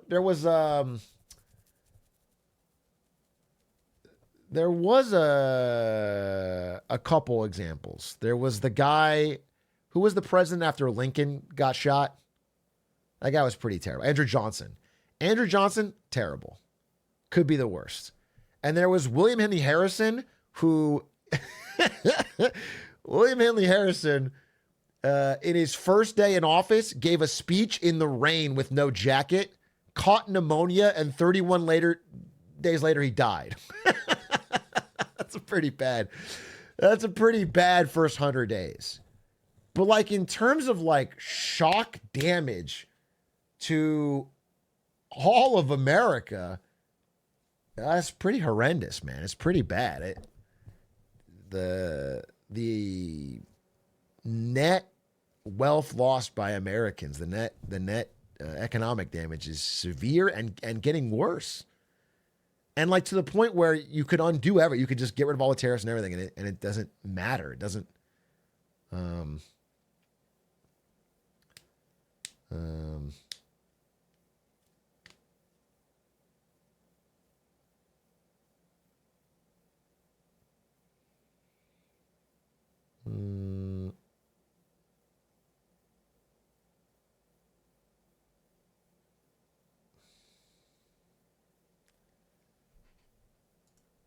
Of slouching towards utopia, a fickle tome that is an economic history of the 20th century. When I asked him about this sticky situation we got our hands on here, he pointed out that the chaos makes it hard to figure out the most basic things, like how real this trade war actually is. In terms of America's role in the, global trade order, what are the impacts of this trade war that we've seen, that we've already, launched and are in many ways still launching?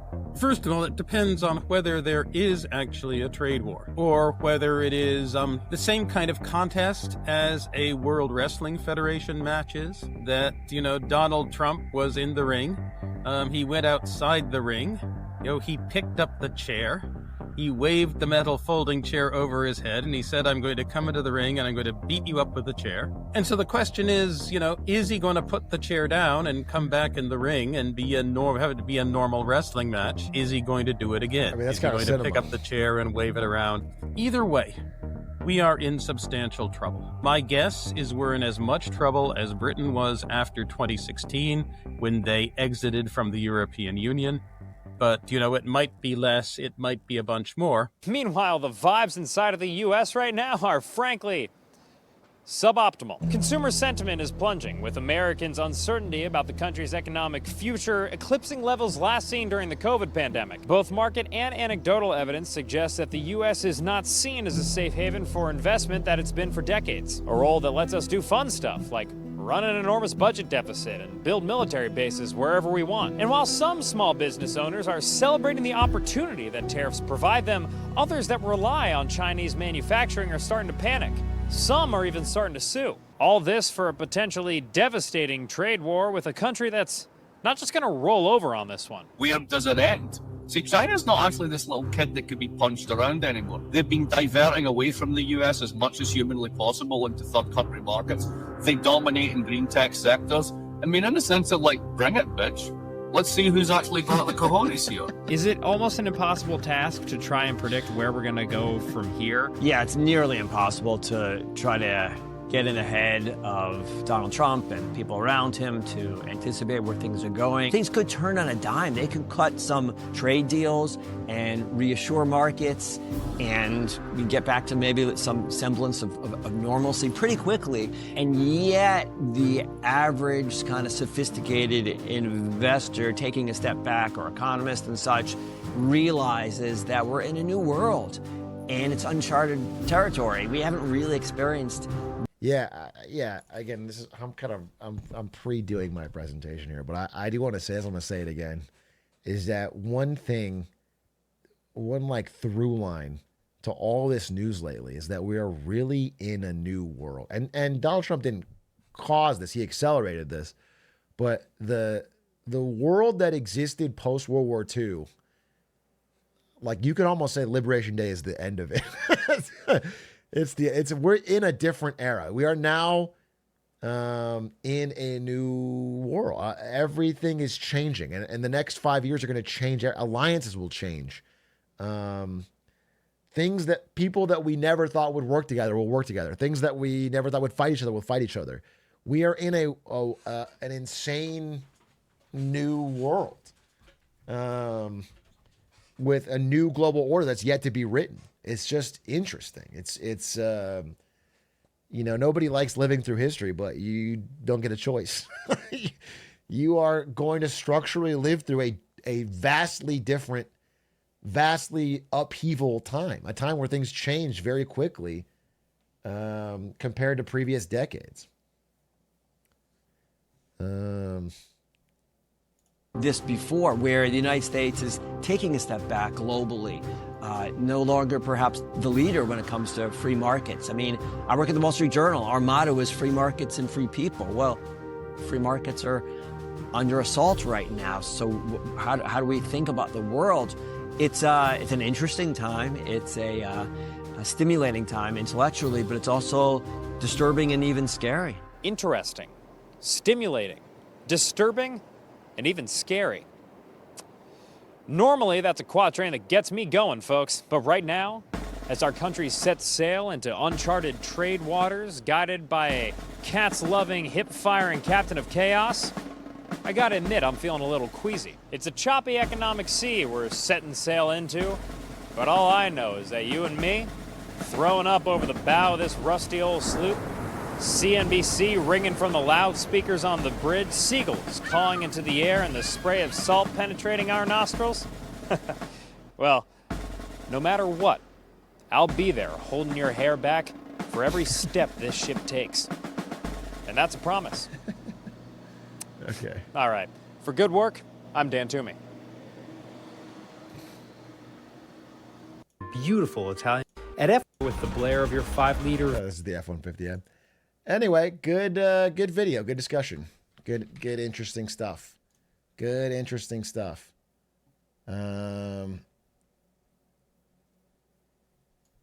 Interesting stuff, very interesting.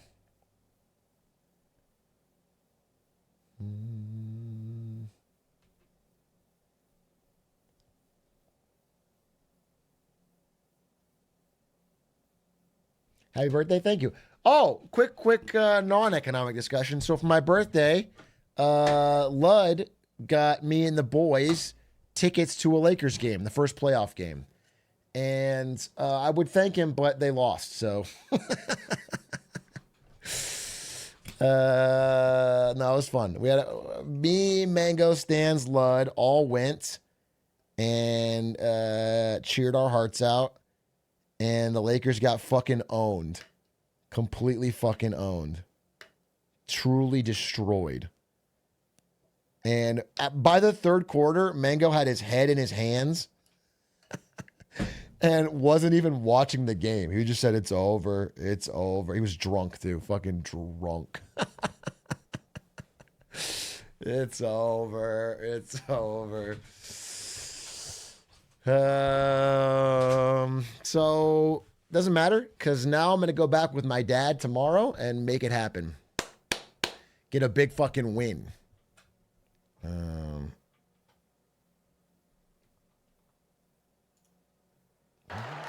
Now.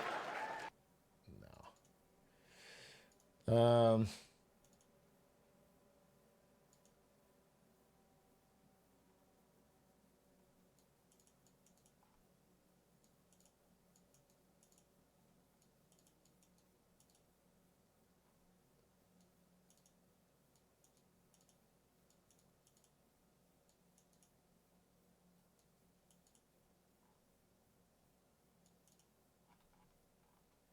If a wizard told you you're a bad luck charm and any game you go to the Lakers will lose, would you stop going? Well, I've been to, I don't know, 4 Lakers games and they won 3. So this wizard, he's a bad spell. He's a bad spell. But if it was true, then I wouldn't go, of course. I want them to win. I'm not gonna, it's not even fun going when they lose. It's like, Um,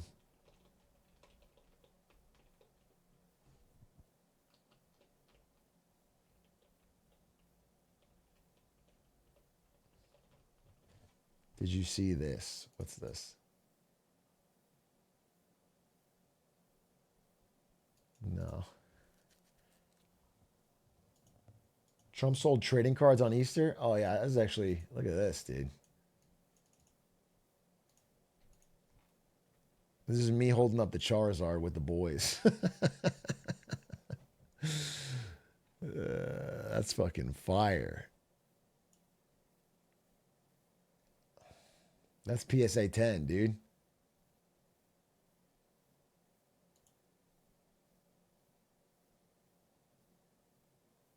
It's the picture of the assassination attempt on a trading card.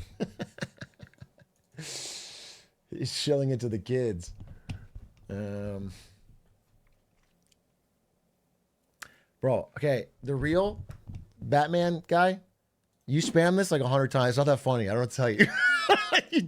I get it. Do you think Trump is crashing the dollar so everyone has to move their money to Trump coin? You can make Trump coin. I get your joke, but you spam it like 600 fucking times. I can't play off of it. It's not that funny. Please, dude. Fucking take a hint. My God. Oh,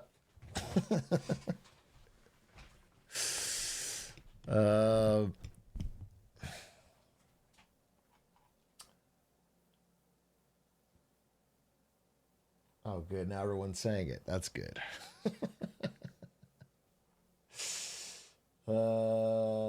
Should I bring my dad on here? What else? I mean, I have so much I want to talk about. I feel like I'm. We can talk about fucking PDH, our great defense secretary. But, I feel like everyone knows, you know? He did another single group chat. He's a fucking dumbass. I don't know if there's anything new to say. Have you talked about the Harvard Trump lawsuit? No, not really. I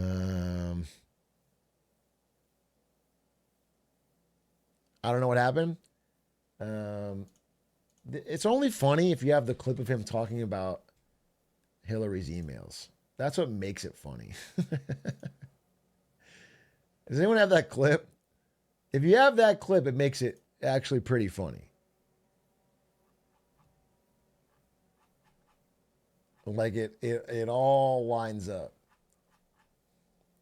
I guess what's interesting, I haven't read the op-ed yet, but we could pull that up. Where is that?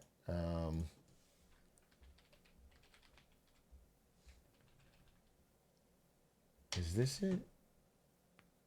Yeah, from John Uliat. So this guy was the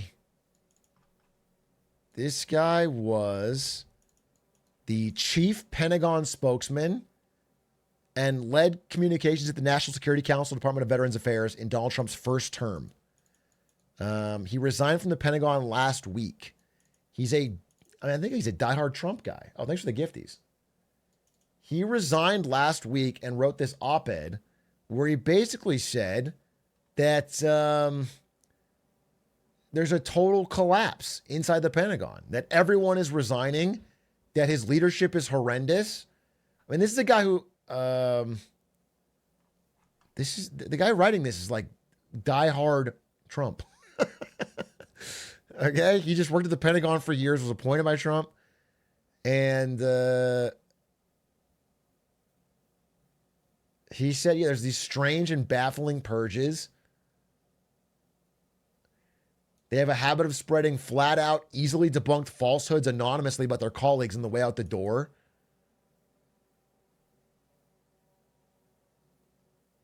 And again, he had a second Signal group chat leak, which again is a problem on its own, but it's just funny in light of him saying, were this to ever happen, the person should be fired instantly. That's like what he said during, you got the clip?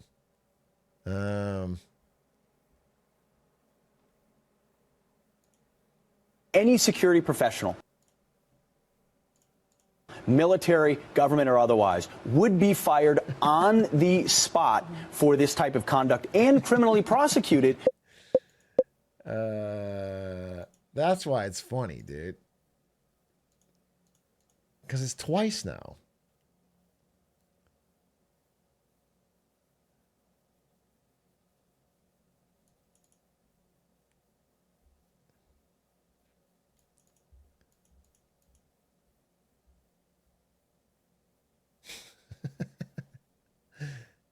The fuck, marry, kill. Is it just now canon that JD Vance killed the Pope?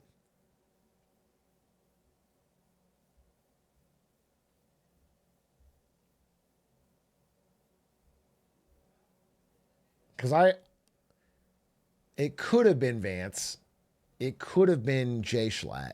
I feel like we're letting Jay Schlatt off the hook, is all I'm saying. It could have been Schlatt, or they could have teamed up.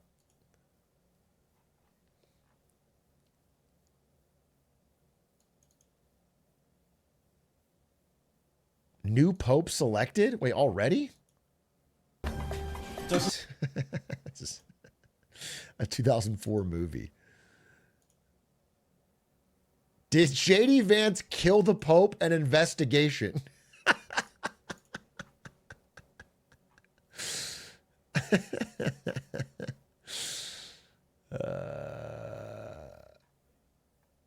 He passed away 4 hours after meeting with JD Vance.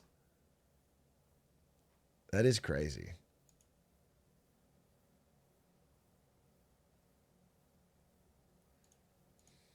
It's got to be related.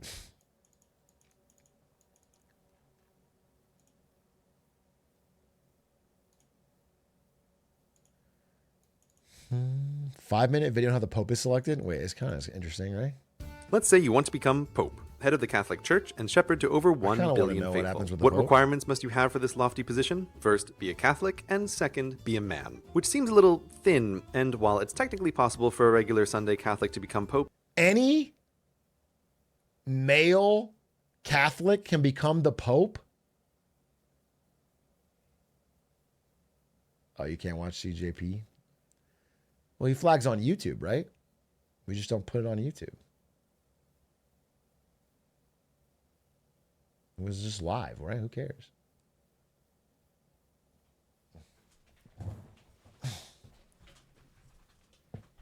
He'll flag you live? I think you're making this up. I'm pretty sure you're making this up.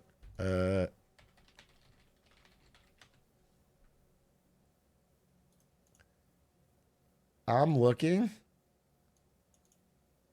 I'm reading the news on it. And it looks like it's all YouTube. I don't see anything about a Twitch streamer.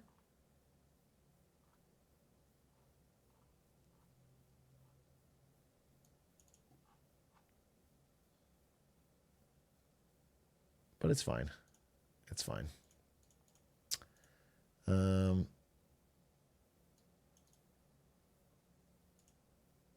It's fine. How? Here, we'll just... How to become Pope.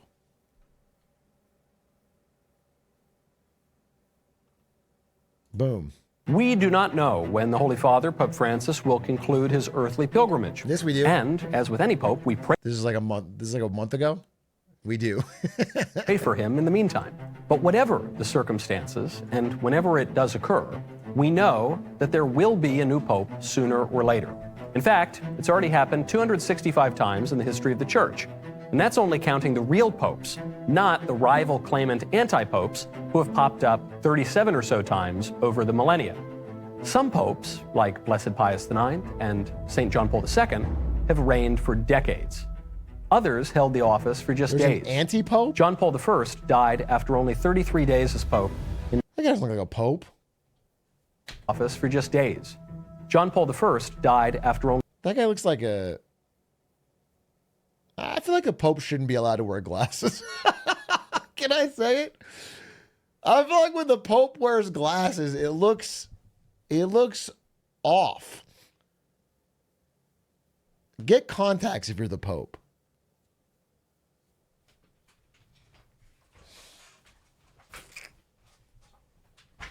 It's the wrong vibe. I feel like you want the Pope to look timeless, and this dates him to only 33 days as Pope in 1978. Imagine Jesus Christ with glasses. Do you know what I'm saying? It just looks Pope off. Urban VII served for just 13 days in 1590. And when any pope dies, we enter into a period known as sede vacante, when the seat of St. Peter is vacant. Then, the College of Cardinals assembles for a conclave to elect the next pope. The whole process is somewhat confusing, certainly for non-Catholics, but for many Catholics too. So, before we dig into who the next pope eventually will be, we should probably ask, what is the Pope? The Pope is the Bishop of Rome. There are presently about 5,600 bishops in the world. What does the Pope even do So what now? makes the Bishop of Rome so special? Well, the first Bishop of Rome was St. Peter, to whom Christ gave the keys to the kingdom of heaven. In Matthew chapter 16, verse 18 and 19, our Lord says, I say to thee that thou art Peter, and upon this rock I will build my church, and the gates of hell shall not prevail against it. And I will give to thee the keys to the kingdom of heaven, and whatsoever thou shalt bind upon earth, it shall be bound also in heaven, and whatsoever thou shalt loose upon earth, it shall be loosed also in heaven. The special role given to St. Peter throughout the New Testament is the basis of the primacy of the Bishop of Rome, the office held by Peter and his successors. And this special role was recognized from the earliest days of the Church. St. Clement of Rome exemplified this role in his epistle to the Corinthians, written around the year 80, just 40 to 50 years after the resurrection. St. Ignatius of Antioch described the primacy of the Bishop of Rome 30 years after that in the epistle to the Romans. Are you going to tell me how the Pope is selected? St. Hermas did much the same. My God, I want to know how it's selected. There's probably a huge skip here. A 40 waitlist loaded as papabile, including, on the more liberal side, Cardinals Matteo Zuppi and Vatican Secretary of State Pietro Parolin. On the more moderate to conservative side, potential papabili include Cardinals Peter Erdo of Hungary, Fridolin Ambongo Besungu of the Democratic Republic of the Congo, Raymond Burke of the United States, Robert Sarah of Guinea. Have we had an American Pope? I want to figure this out. Let's get to the bottom of this. Let's ask ChatGPT this fucking question. Have we ever had an American Pope? Nope. The United States has never had a pope. All popes in the history of the Catholic Church have been from Europe or more recently South America. Pope Francis from Argentina. Wait, Pope Francis was the first non-European pope in 1,200 years? Damn, bro. Kind of a game changer.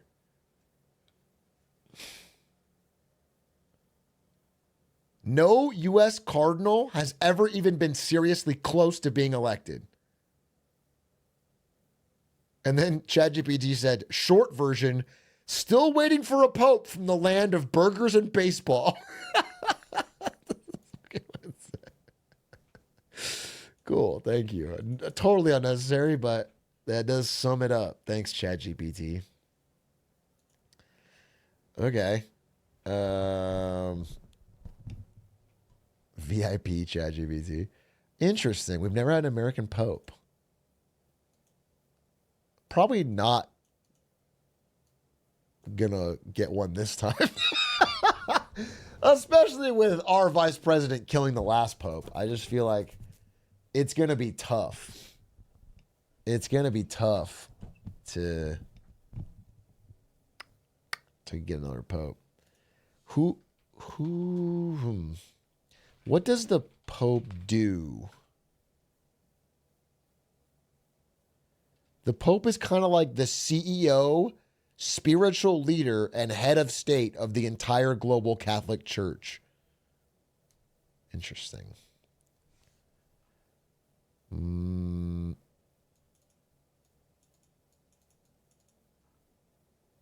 He's like a global spokesman, really. He's a global spiritual dad. Interesting. Interesting. How many? Okay, wait. How many?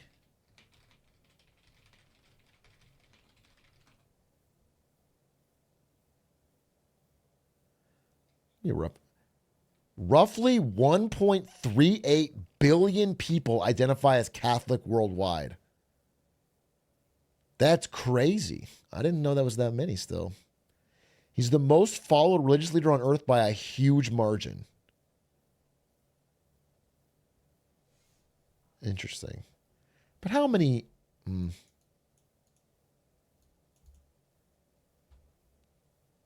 And then it said, if you mean on social media, Pope Francis' official Twitter account has about 50 million followers. No, that's not what I meant. But I guess he has a nice social media presence too. Do you pass that on? Is the social media account tied to the Pope or to the person? Pope Francis Instagram.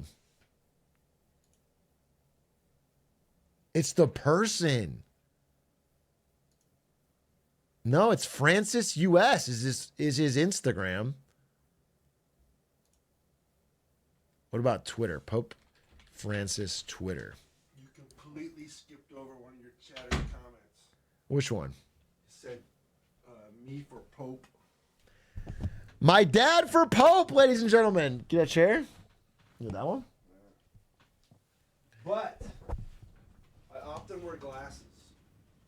Yikes. We don't want a Pope with glasses. It makes me more human. No. I'm not.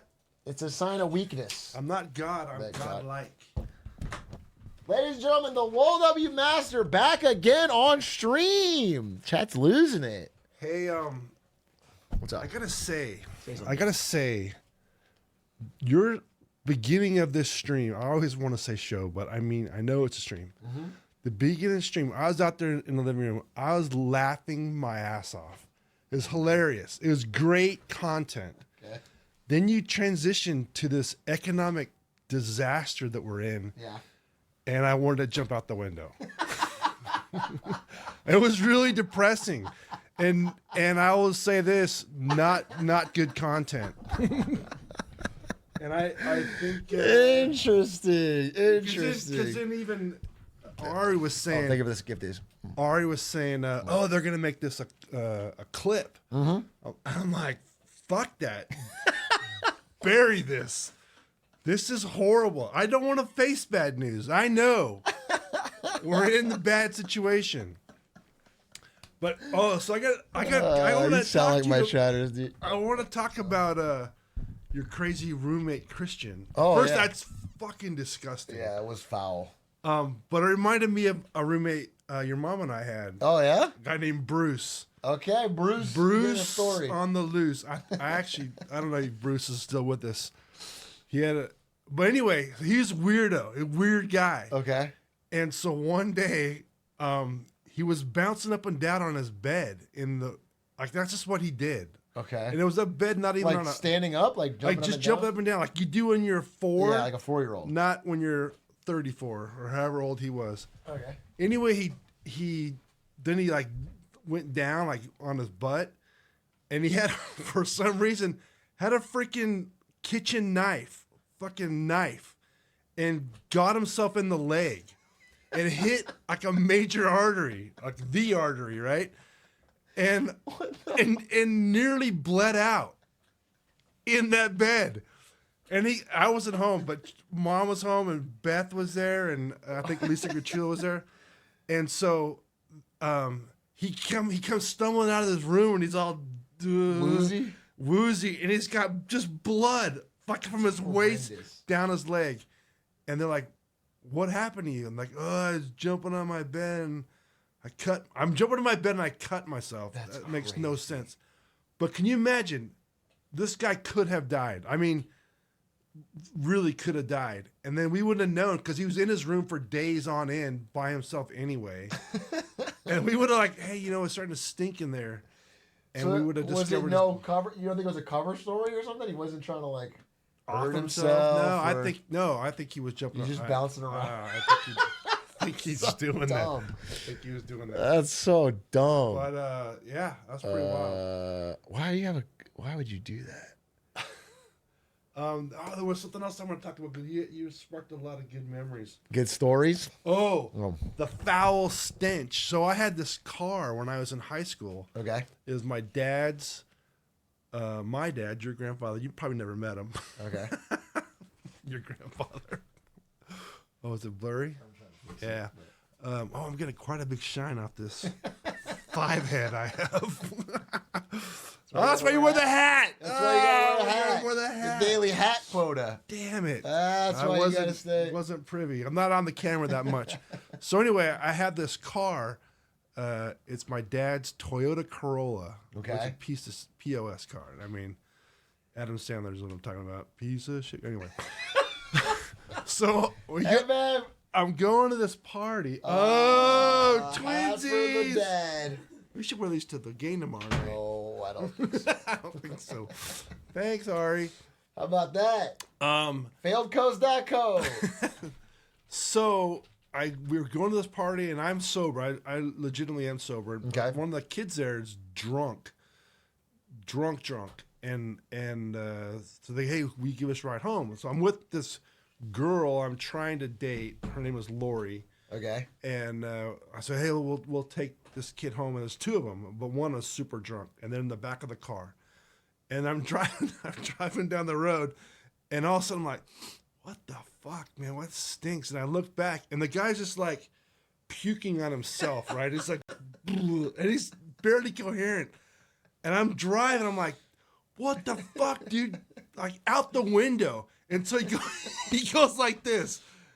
Dunk, against the glass window, and just throws up all over the side door now. And I'm so pissed because it's not your car. No, it's your borrowed car. It's my dad's car. Your dad's and he car. drives to work, and I'm just borrowing it for the night. That's tough. And yeah, so then that smell lingers with that car forever. Like it never went away. And the girl, Lori, she calls the car Chunks. She nicknames my car Chunks. Yeah, it didn't work out. Yeah, I guess good thing. I wouldn't be here. here. You wouldn't be here. I wouldn't be here So if it wasn't for Chunks. Wasn't for Chunks. My dad's Toyota Corolla station wagon. Yeah, those are good times, you know? Yeah, you look back good on them, but in the times. moment, they kind of suck.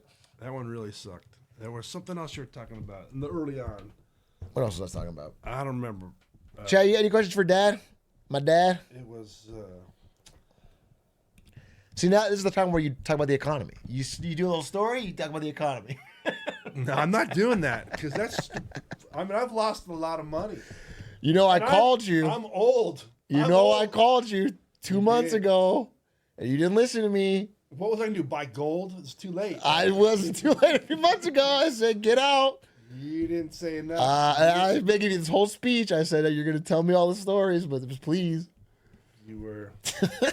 Who could have predicted this nonsense, though? I mean. No one could predict the method of this fucking guy. But, So anyway, you're saying. Pete, I call him Cake's Breath. Is he out? He's such a fucking moron. And I don't want to get you canceled by the government. Have you shut down? I don't want you shipped off to El Salvador because your dad was on here spouting against the Secretary of Defense. It looks like people are speculating how long he'll last, but Trump's standing by him for now. Oh, another one. What? You said no American. So Pope. you know Dave the bookie, right? Yeah. One of my best friends, probably my best friend, Dave. He works for Boeing, and his job's going away, so he's been looking for a new job. And then so today he wrote me and he goes, "Hey, you think I should apply for Pope?" Now he's no glasses, male, Catholic. Okay. I didn't know those were the prereqs. That's the prereqs. That's all you need. But I said, if Trump was picking the next pope, you'd be a shoo-in. He's perfectly qualified. Yeah, he's perfectly qualified. Get He's him a up. degenerate gambler. Speaking of gambling, betting markets have Pete out at a 34% chance before July. No, 34 now. 34. 34 before July? Before July, he'll be out. It's a huge spike over a few days ago. Yeah, but that's just recency. Well, That's just these are pretty, and he's predicted the election better than most polls. He should be out already. I mean, I don't know that your chat's that familiar with the Dysfunction? Well, just the dysfunction in the Pentagon, but what he did on that Signal chat, giving away targets, timing, and weapons, and then not calling that classified is just preposterous. And then doing it again to his wife and his brother. Maybe he's a good family man. Yeah, I never told you secrets about shit I was doing, did I? Not You even. should. I felt left out. Yeah, and you. I will felt continue. left out of what the And guess what? 606th. Nobody shares that shit with me now because I'm not in the know. I don't need to know. And maybe Pete's trying to change that. He's trying to make it a more Oh inclusive. yeah, so if we tell everybody all of our secrets, even our enemies, well, it'll be a more peaceful universe. That's a good.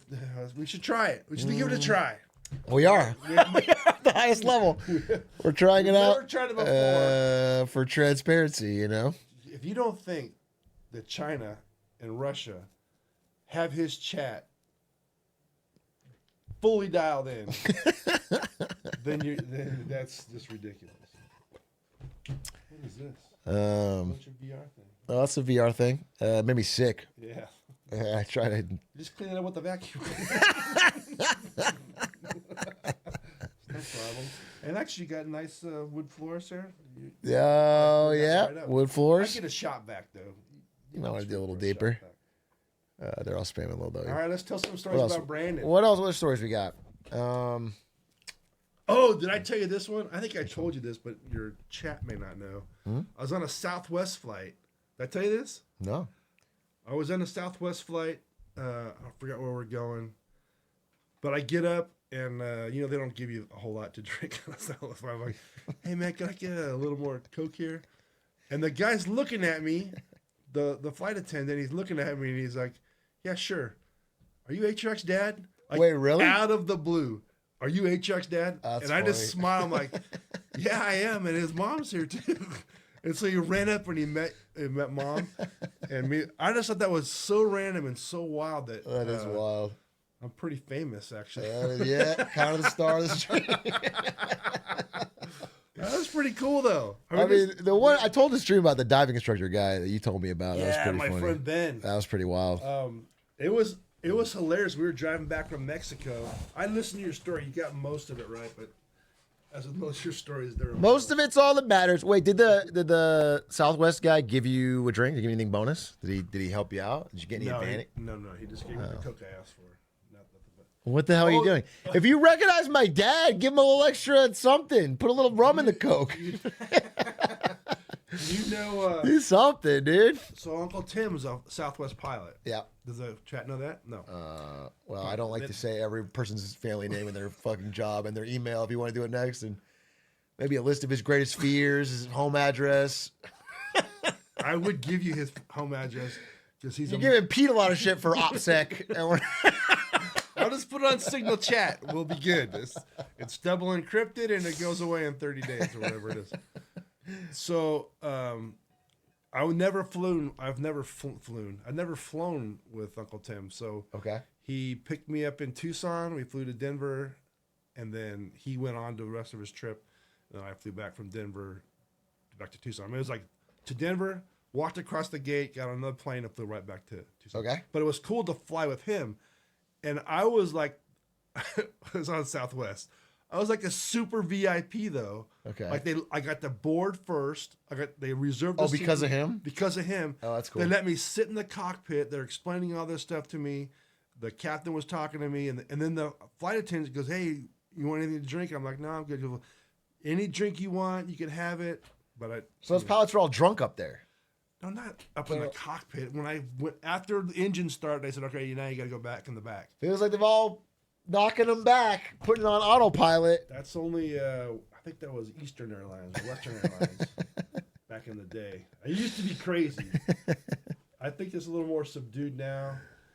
You know, didn't Uncle Tim?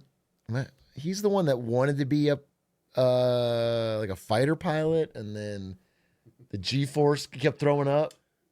That wasn't even being a fighter pilot. That was just regular training in the T-36, T-37, T-38s,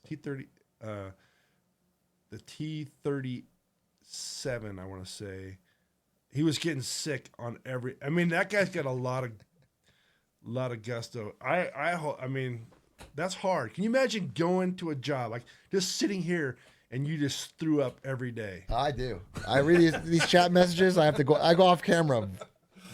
And puke my guts out. Like, and I remember him calling, crying to Tracy, to Mom. Said, "I don't think I can do it." I don't think. And then Tracy said, "Hey, I didn't give her address or anything. You know your mom's name is Tracy, right?" Chat. I don't want to give away too much information here. I mean, you should be careful, but yeah. Okay, so she, which is, you know, Mom is my mom, your mom. Your mom is like the mom of the family because my mom passed, right? So Yeah. she's like the matriarch. Yeah. And so everybody calls her for Aunt Sarah, everybody. Yeah. Anyway, so Tim's like, I don't know if I can make it. It's blah, blah, blah. Whining like a little biatch. And so, you know, she's like, you know, you just got to keep trying. If they kick you out, that's one thing. Yeah. I mean, you just couldn't make it, which there's a 50% attrition rate in pilot training. Right. There's no shame in not making pilot training at all. I go, but if you quit, she said, what Trace said, if you quit, you'll never forgive yourself. Ooh. So he just kept doing it. He'd go in the spin chair to help desensitize him to that. Yeah. And I mean, that's to make you sick. Yeah. So that your you brain get gets used in to body, it. yeah. And so he would do that. Well, he didn't become a fighter pilot. He became an E3 pilot. But he's a pilot now because of. And he's making bank. And, Yeah. you know, and I wish he would have flown for a major like Delta or American. I would have got some international flights. No, I get to fly from Tucson to Denver. No, that's cool. I mean, good for him. That's Yeah, it is that's awesome. good to persevere. Super happy for him. You guys got any questions? We'll totally answer them. We're vibing. My dad's here. We're gonna go to Tacos, right? That's what tacos. Kind of want to speed this up a little bit. Yeah, we can't stay too late because the taco guy will close, and there's a churro guy too. Steven says hello. Oh, is he out there? Yeah. That's my guy. Yeah. That's awesome. Congratulations on both you guys. He just got me in touch with my old professor, the one that this guy Brett from ASU. You probably don't know, but he's been in a couple of the video. Like they put him in the game and stuff like that. Yeah. He's like my favorite professor. I love that guy. That's and cool. Steven That's got me in touch because he got him for a video, That's awesome. which is cool. I always like getting an email from Steven. Hey, can you do this? And then Tracy's like, don't do that. Well, because Tracy doesn't like me impeding, crossing the streams of your personal life and your professional life. She always forgives me for it. So You guys are to Chili's, right? We talk about Chili's a lot on stream. I've been to Chili's. Yeah, you guys go? We go to Chili's. Yeah, Yeah, we're like, pro Chili's family. We don't have a lot of restaurants in the city not to be named that I live in southern Arizona, but there is a Chili's. We're a Chili's household. What made you want to be an officer in the military?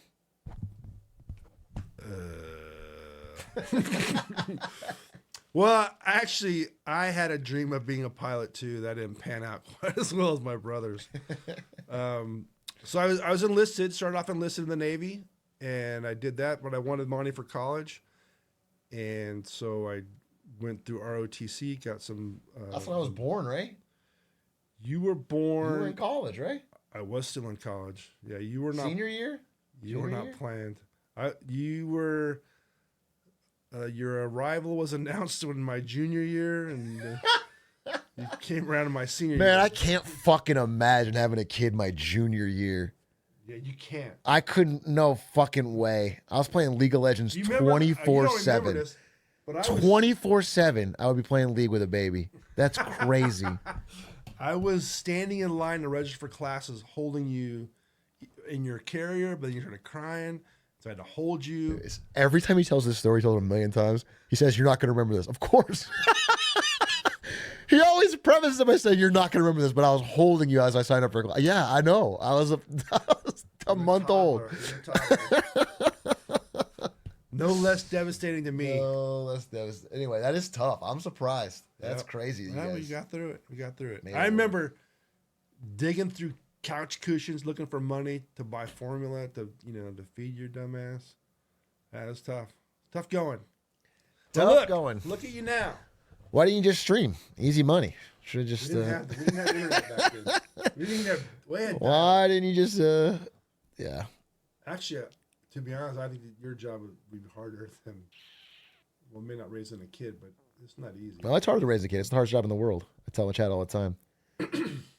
That's just you deflecting so you don't have to do it. It's the easiest job ever. Babies are so resilient. They practically take care of themselves. You're gonna have I'm saying streaming is the hardest job in the world. grandparents that are gonna help raise the child, whether you want to or not. Why would I need to raise a kid in real life when I have to raise 4,736 kids online? Some of those aren't kids. Oh, getting back to Ben, he's an adult. Oh, I know. Yeah, a lot of people are adults actually. But he could not believe. Honestly, when I meet them in real life, half of them are like 28 and they're full-fledged adults with jobs, and they just love to spam glizzy, glizzy, glizzy. And yeah, how nasty was that? they're it's never like a 15-year-old child spamming it. That's the kid asking economics questions. How old is that hot dog? That was old. Dude, I don't understand. My wife goes to one baseball game, comes back with 30 hot dogs she's been eating out of the fridge for a week. We have money. We can She's eating like a broke college student. I don't understand. That's not good. It's not good. I don't understand. Yeah, and I'm not happy with the Dodgers either. So. Well, what are you gonna do? Yep. Every time I go to a Dodgers game, everyone tells me Ohtani's the GOAT. He's going to be amazing, and he sucks the whole game. I haven't seen Ohtani hit one ball, and I've been to like multiple Dodgers games. He always sucks that I don't game. care about him. I mean, good for him. Whatever. The Dodgers is an organization for going to the White House. I've shunned them. Them and Snoop Dogg. Out. Oh yeah, Snoop Dogg's probably devastated. He lost Yeah, I know. he lost your endorsement. What? Your mom was a big baller. Martha. Out. No questions? No good questions? Oh, no, why did I become an officer? Just kind of natural progression. Yeah. Went through college and wanted to be a pilot. Didn't work out. Became an air battle manager. And had a great career. Had fun. Got to travel the world. And my kids got exposed to a lot of different cultures and Yeah, it was pretty cool looking back. Pretty cool? Pretty cool. Traveling a lot. You got to see and do more than at a young age, before you're 18, than most adults ever get to do. Yeah, but leave all your friends behind. You had the benefit of, Facebook, where you could keep in touch with any of them that you wanted to. Facebook. Went on Facebook you don't use it now, fifth but grade. back in the day. You ever brought your brother on stream? Yeah, I did a stream with Zach at in Vegas. What's the biggest waste of money you ever seen in the military? This guy's salary.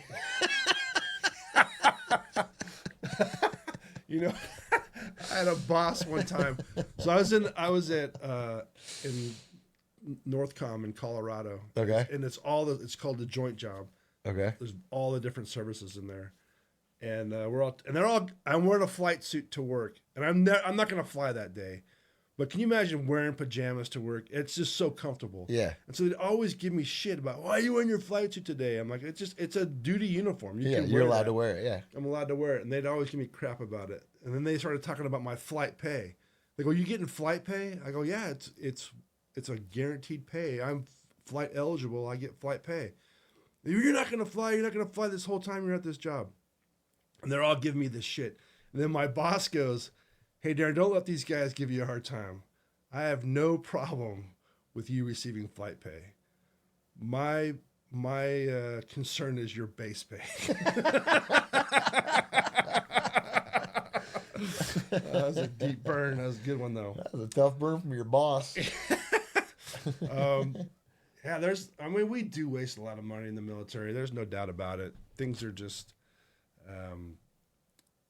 they're purchased at exorbitant prices, and they're not. I remember one time when I was in the desert, and we need to put this plywood down under the tents. This for solid grounding, Yeah. and it was like 3/4 inch cabinet grade plywood. I mean, you would Like make cheapest you can get it. It was like you'd make that chessboard. I mean, it was like immaculate wood that we were just gonna throw in the dirt and kick around. And I can't imagine each one of those boards probably cost $100. And they're shipped all over the United States. I mean, there's a lot of examples of we bought at the end of the fiscal year. We had to spend our entire budget, or we don't get the budget next year. So we bought all these boot polishers to put in the hallways and stuff. So we'd all have nice, classy, shine boots. And then, like 3 months later, we went to suede boots. Oh, what a complete waste! Yeah, there's a lot of stupid shit, but what are you gonna do? Doesn't mean you fire everybody in the military. What are you gonna do? That's for true.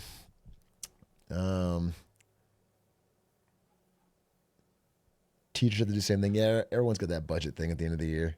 Oh, that was a super sad story about your skateboard too. I know. That was really sad. That was tragic. I felt so bad. How does your dad feel about drafts? Like if World War III happens? Football drafts? Yeah, I think he's talking about a military draft. It's not necessary. Our military is small enough and strong enough. We don't need a draft. What about? I don't know. A lot of military questions. I'm trying to get some other questions. Let's see. I mean, we've got to get some tacos here pretty soon. I just wanted everybody to say hey to Paul. No, that's good. I'm just vibing. That's it. Okay. All right. I wanted to get a couple clips. I have a PowerPoint, but I didn't finish it for today. So. Oh, how about the time you said your worst day in class? That was one of your questions, and that you mentioned your longboard story. Yeah. But do you remember the time? I think you had to defend. You only got your bachelor's, so you had to defend a thesis or a. It was my undergrad thesis. And so you were up all night, probably just drinking Red Bull. I don't know what you were doing, but you were super sick. Yeah. And then you're like passed out on the floor outside where you had to go. Yeah, they know the story. You know it? Yeah, I've told it. Threw up. Yeah. Got up, did your speech, and that was over. Yeah, I had a 5-hour energy right before I walked in. Just to kick it over. And I went on an empty stomach, and I felt so fucking terrible. And I was laying on the ground staring up at this guy and just trying to will energy back into my body. And then I got up, and I did, I think, a pretty good job. And then I came back out, and then I felt like absolute shit. Well, you passed, right? I passed, yeah. So that's all that matters. All that matters. That was the guy. The guy I presented to was Brett Job. Really? That's the guy I'm going to talk to. So like Ben and I, we're diving next weekend. Dude, speaking of your boss making jokes, my old Twitch boss is in chat. He's not today, but sometimes I'll just see him in chat, Fish sticks. Oh, really? Yeah, he just shows up, says hi, talks shit, nice. makes fun of me. That's cool.